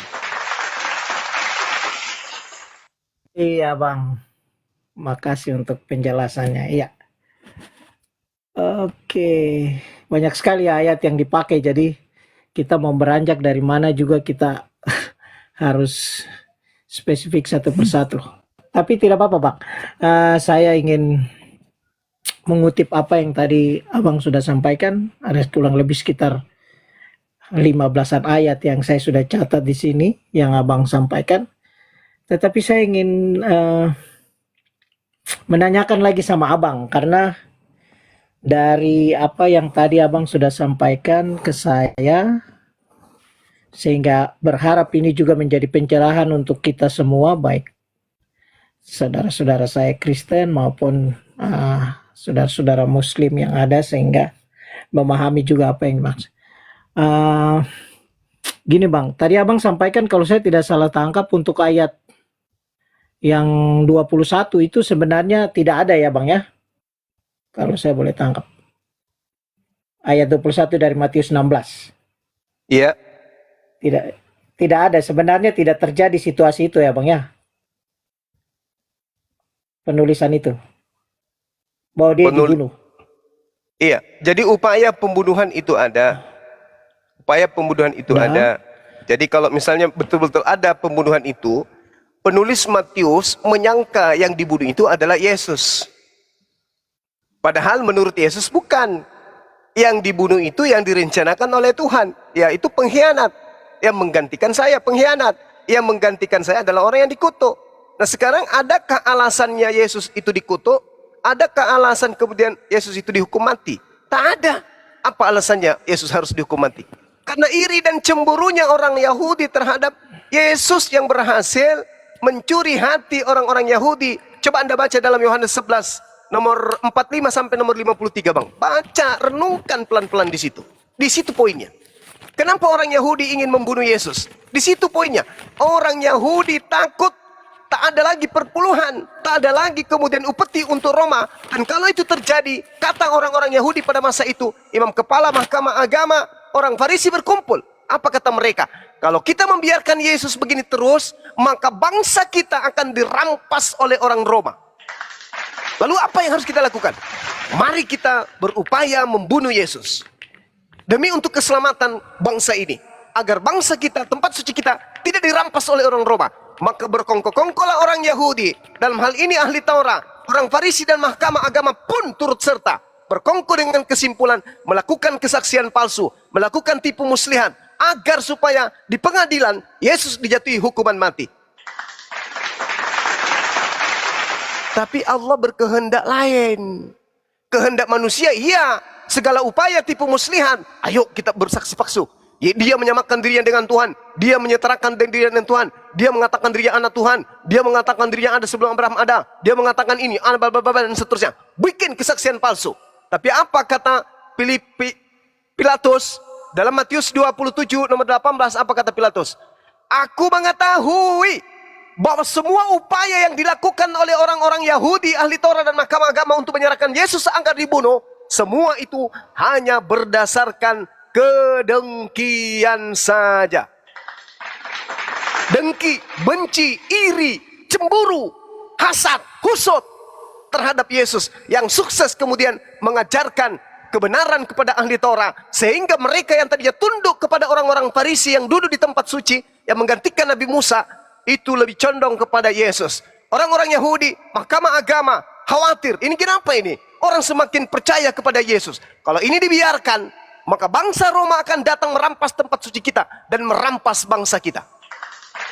Maka Pilatus sebagai imam kepala pada tahun itu juga bernubuat, Yesus harus mati untuk bangsa kita. Titik. Coba Anda baca tuh. Dalami, selami, pikirkan, renungkan kebenaran yang termaktub di dalam Yohanes 11 nomor 45 sampai 57 kalau bisa. Mulai saat itu mereka bersepakat untuk membunuh Yesus. Mendengarkan itu, Yesus kemudian lari, bersembunyi, ngumpet di mana? Di padang gurun bernama Efraim bersama dengan murid-muridnya supaya mereka tidak membunuh dan menangkap Yesus. Nah, itu keadaan, Bung. Keadaan sebelum penangkapan, keadaan sebelum disalibkan. Jadi dasar-dasar pijakan yang harus kita renungkan dalam kerangka berpikir tentang penyaliban ini, apa sih yang mendasari lebih awal tentang pembunuhan Yesus ini? Rupanya yang mengawalinya adalah kecemburuan sosial karena faktor politik, karena faktor ekonomi. Maka orang-orang Yahudi, ahli Torah, orang Farisi bersepakat membunuh Yesus demi untuk membebaskan mereka dari cengkraman orang-orang Romawi. Itu titik, selesai. Cerita penyaliban tutup buku. Tak ada lagi cerita. Tertak, boom. Ratusan tahun kemudian, mereka orang-orang Romawi, mereka orang-orang Yunani, orang-orang Barat, kerajaan yang berkuasa hampir separuh bumi pada saat itu, mendudukkan kemudian tragedi itu sebagai simbol keselamatan. Coba Anda lihat, siapa yang mengajarkan penyaliban ini sebagai simbol keselamatan? Yesus kagak, para nabi kagak, Elohim juga tidak. Penyaliban menjadi unsur keselamatan setelah sampai ke meja Romawi dan Yunani, lahirlah agama Katolik. Sekali lagi saudaraku, supaya ada yang dipetik dalam diskusi kita ini, coba Anda baca Yohanes 11 45 sampai nomor 27. Renungkan baik-baik. Dan satu lagi, untuk menyeimbangkan itu supaya otak kiri berfungsi, coba Anda baca dalam Yohanes 8. Upaya-upaya yang dilakukan kemudian orang-orang ingin membunuh Yesus itu justru membatalkan tuduhan orang Kristen bahwa Yesus disalibkan karena sudah dinubuatkan. Kita lihat Yohanes 8 nomor 37 sampai 47. Anda renungkan itu. Jadi poin pertama Yohanes 11 nomor 45 sampai 57. Poin yang kedua Yohanes 8 nomor 37 sampai nomor 47. Seimbangkan antara otak kiri dan otak kanan kita supaya kita sampai kepada poin keluar dari lingkaran penyesatan setan. Aku tahu bahwa kamu adalah keturunan Abraham, tetapi kamu berusaha membunuh aku karena firmanku tidak beroleh tempat di dalam kamu. Orang-orang yang ingin membunuh Yesus adalah orang-orang yang tidak memiliki firman di dalam dirinya. Sedangkan orang Kristen mengatakan pembunuhan itu adalah menggenapi nubuatan Yesaya 53. Bullshit. Karena Yesus mengatakan nubuatan itu tak ada. Justru yang mau membunuhnya adalah orang yang tidak ada firman di dalam dirinya. Kalau nubuatan itu adalah firman Tuhan, maka orang-orang yang ingin membunuh Yesus adalah orang-orang yang ada firman di dalam dirinya, yaitu firman Yesaya 53. Tapi Yesus mengatakan, kamu berusaha membunuh aku karena engkau tidak memiliki firmanku di dalam dirimu. Apa yang kulihat pada Bapa, itulah yang aku katakan. Dan demikian juga, kamu berbuat tentang apa yang kamu dengar dari Tuhanmu, dari Bapakmu. Jawab mereka kepadanya, Bapa kami adalah Abraham. Lalu Yesus menjawab kepada mereka, hei, jikalau sekiranya kamu anak-anak Abraham, tentulah kamu mengerjakan pekerjaan yang dikerjakan oleh Abraham. Tetapi justru kamu kerjakan adalah berusaha membunuh aku. Padahal aku adalah seorang yang menyatakan kebenaran kepadamu, yaitu kebenaran yang kudengar dari Allah. Pekerjaan yang demikian tidak dikerjakan oleh Abraham. Kamu mengerjakan pekerjaan bapakmu sendiri. Coba, jikalau kamu adalah anak Abraham, mengapa kamu mengerjakan pekerjaan dan ingin membunuh aku? Artinya, Yesus menyangkal nubuatan-nubuatan yang dibuat-buat oleh gereja. Yesaya 53 Amsal 9, Yesaya 53, Yesaya 9, Yesaya 4, Daniel 14 dan seterusnya. Bullshit. Bullshit.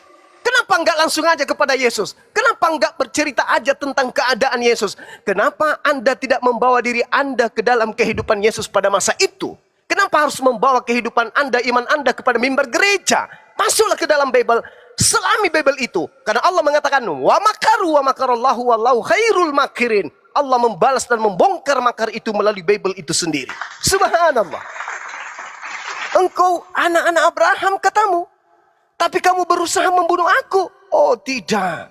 Justru kamu berusaha membunuhku karena firmanku tidak beroleh di tempat kamu. Dan firman yang kau dengarkan daripadaku bukan dari diriku, melainkan dari Bapa yang telah mengutus aku. Kata Yesus kepada mereka, jikalau benar kalian adalah anak-anak Abraham, tentulah kamu mengerjakan pekerjaan yang dikerjakan oleh Abraham. Tetapi sayang sekali, yang kamu kerjakan justru mau membunuh dan berusaha menghabiskan aku. Aku seseorang yang mengatakan kebenaran kepadamu loh. Yaitu kebenaran yang kudengar dari Elohim. Pekerjaan demikian tidak dikerjakan oleh Abraham.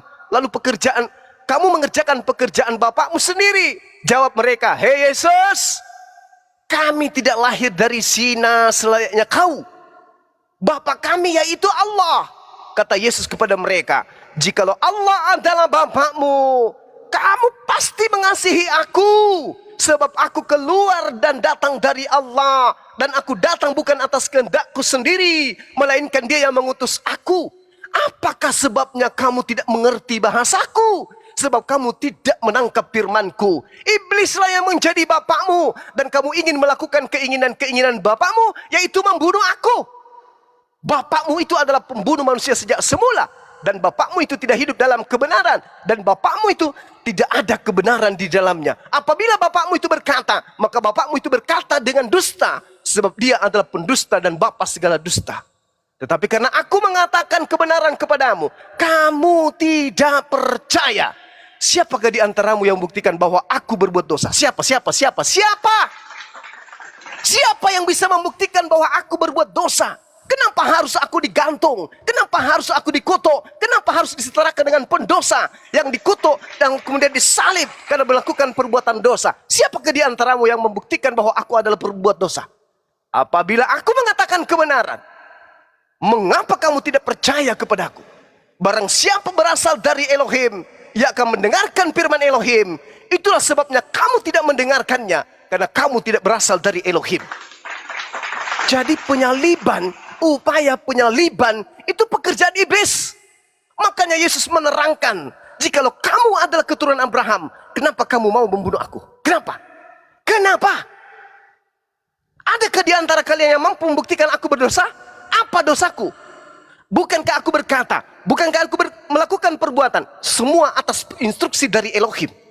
Kenapa kamu ingin membunuh aku? Rupa-rupanya jawabannya di Yohanes 11. Mereka cemburu, mereka iri. Orang Yahudi makin banyak percaya kepada Yesus. Dan kalau itu terjadi, maka bangsa Roma akan datang merampas tempat suci kita dan merampok bangsa kita. Oh, kalau begitu nggak boleh. Ayo kita rapat. Kita bikin mahkamah. Rapatlah mereka. Yang hadir, ahli Taurat, orang Farisi, mahkamah agama, imam kepala, muncul semuanya. Rapat seketika. Mulai saat itu, hasil rapatnya di data Yohanes 11 nomor 53. Mulai hari itu mereka bersepakat untuk membunuh Yesus. Kristen hadir nggak pada saat itu? Orang-orang Katolik hadir nggak pada saat itu? Mendengarkan jajak pendapat dan memberikan juga masukan. Ada nggak orang Katolik? Ada nggak orang Protestan? Ada nggak orang Advent? Tak ada. Murni pembunuhan, murni rekayasa pembunuhan, tipu muslihat dan kesaksian palsu demi untuk menyelamatkan bangsa Yahudi dari tekanan Romawi pada saat itu. Murni itu. Murni mereka berencana membunuh Yesus. Murni ingin menghilangkan Yesus. Murni untuk menghukum Yesus. Karena cemburu, karena iri, karena takut bangsa mereka dirampas oleh bangsa Romawi. Itu aja. Itu aja dasar pijakannya kenapa Yesus ingin disalibkan. Tak ada karena dosa waris. Tak ada karena dosa-dosa kita. Tak ada karena hukum Taurat, kutuk Taurat. Itu gak ada. Itu karangan yang muncul belakangan. muncul belakangan. Sementara tragedi penyaliban itu diawali dengan iri dengki. Mereka tidak mau orang-orang Yahudi percaya kepada Yesus. Mujizatnya luar biasa. Orang semakin percaya. Bahaya ini kalau dibiarkan. Maka satu-satunya jalan, Yesus harus dibunuh. Maka imam kepala bernubuat hari itu juga. Yesus harus dibunuh untuk bangsa kita. Masuk nggak bangsa Romawi? No. Masuk nggak bangsa Indonesia? Tidak. Berarti mereka sepakat membunuh Yesus hanya untuk meloloskan bangsa Yahudi dari penjajahan Romawi. Itu final. Puluhan tahun, ratusan tahun, berabad kemudian muncul agama Katolik yang menjadikan karangan-karangan mereka untuk mendudukkan Yesus sebagai tumbal di atas tiang salib. Demi untuk supaya dewa-dewa mereka, dewa Hercules, dewa Zeus, dewa Mitra, dewa Atis, itu disembah dalam nama Yesus. Makanya kemudian, semua nama-nama Elohim, semua nama-nama Tuhan, gelar Tuhan di dalam perjanjian lama, dalam kitabnya orang Yahudi, dalam kitab Tanakh, Nevi'im, Ketubim, semuanya dirubah menjadi dewa. Yang tadinya nama Tuhan itu jelas, di dalam kitabnya orang Yahudi, Elohim, Eloah, Al-Eloi, El-Eloi, El-Eroi, El-Shaddai, Emmanuel, semuanya diganti menjadi Theos, dewa. Theos itu dewa. Yesus anak dewa. Semuanya diganti. Kenapa? Demi untuk supaya bangsa Romawi penguasa kala itu memiliki kitab suci. Karena dari nenek moyang mereka memiliki kepercayaan dewa nusul menjadi manusia. Separuh manusia, separuh dewa. Itu konsep Romawi Yunani, Romawi kuno. Mereka percaya dengan kepercayaan itu. Dewa matahari mereka percayai, tapi mereka tidak punya kitab. Maka pada tahun 3 sebelum Masehi, abad ketiga sebelum Masehi, Ptolemy II kemudian menginstruksikan kepada orang-orang Yahudi yang hidup di Mesir pada masa itu untuk menerjemahkan kitab Tanakh. Kitab Tanakh diterjemahkan untuk siapa? Untuk mereka orang-orang yang sudah tidak mengerti bahasa Ibrani. Dikoreksi. Pada abad keempat Masehi, dijadikanlah kitab tersebut yang dikoreksi ini menjadi perjanjian lama, dan kitab yang dikanon, surah-surah Paulus pun dilantik menjadi perjanjian baru. Dikawinkan dua kitab ini, berdirilah agama Katolik. Katolik sumber daripada Protestan, Protestan adalah sumber dari sekte-sekte yang baru. Makanya dikatakan dalam Kisah Para Rasul 24 nomor 5, Paulus ini adalah tokoh dari agama Nasarios. Itu fakta, Bung. Kalau mau meloloskan dari apa yang Allah katakan, wa qaulihim inna qatalnal masiha Isa bin Maryam. Aku hukum juga mereka karena ucapan mereka yang berkata, sesungguhnya kami telah membunuh Isa al-Masih, anak laki-lakinya Maryam, yang mereka ejek dengan gelar Rasul Allah. Padahal kata Allah, mereka tidak membunuhnya, mereka tidak beriman kepadanya. Mereka mengatakan bahwa mereka sudah membunuhnya, padahal tidak sama sekali. Inilah yang terjadi, Bung. Kedatangan Islam kemudian untuk meluruskan fitnahan-fitnahan yang terjadi kepada para nabi yang dihembuskan oleh ahli Taurat terdahulu, kemudian berkongsi dengan orang Roma, terlahirlah kemudian agama baru di luar Yahudi yang disebut agama Bidat, Abu Dasara, yang mereka sebut dengan agama Katolik. Demikian. Maaf ya teman, kepanjangan, sekalian saya izin ibadah untuk 10 menit ke depan.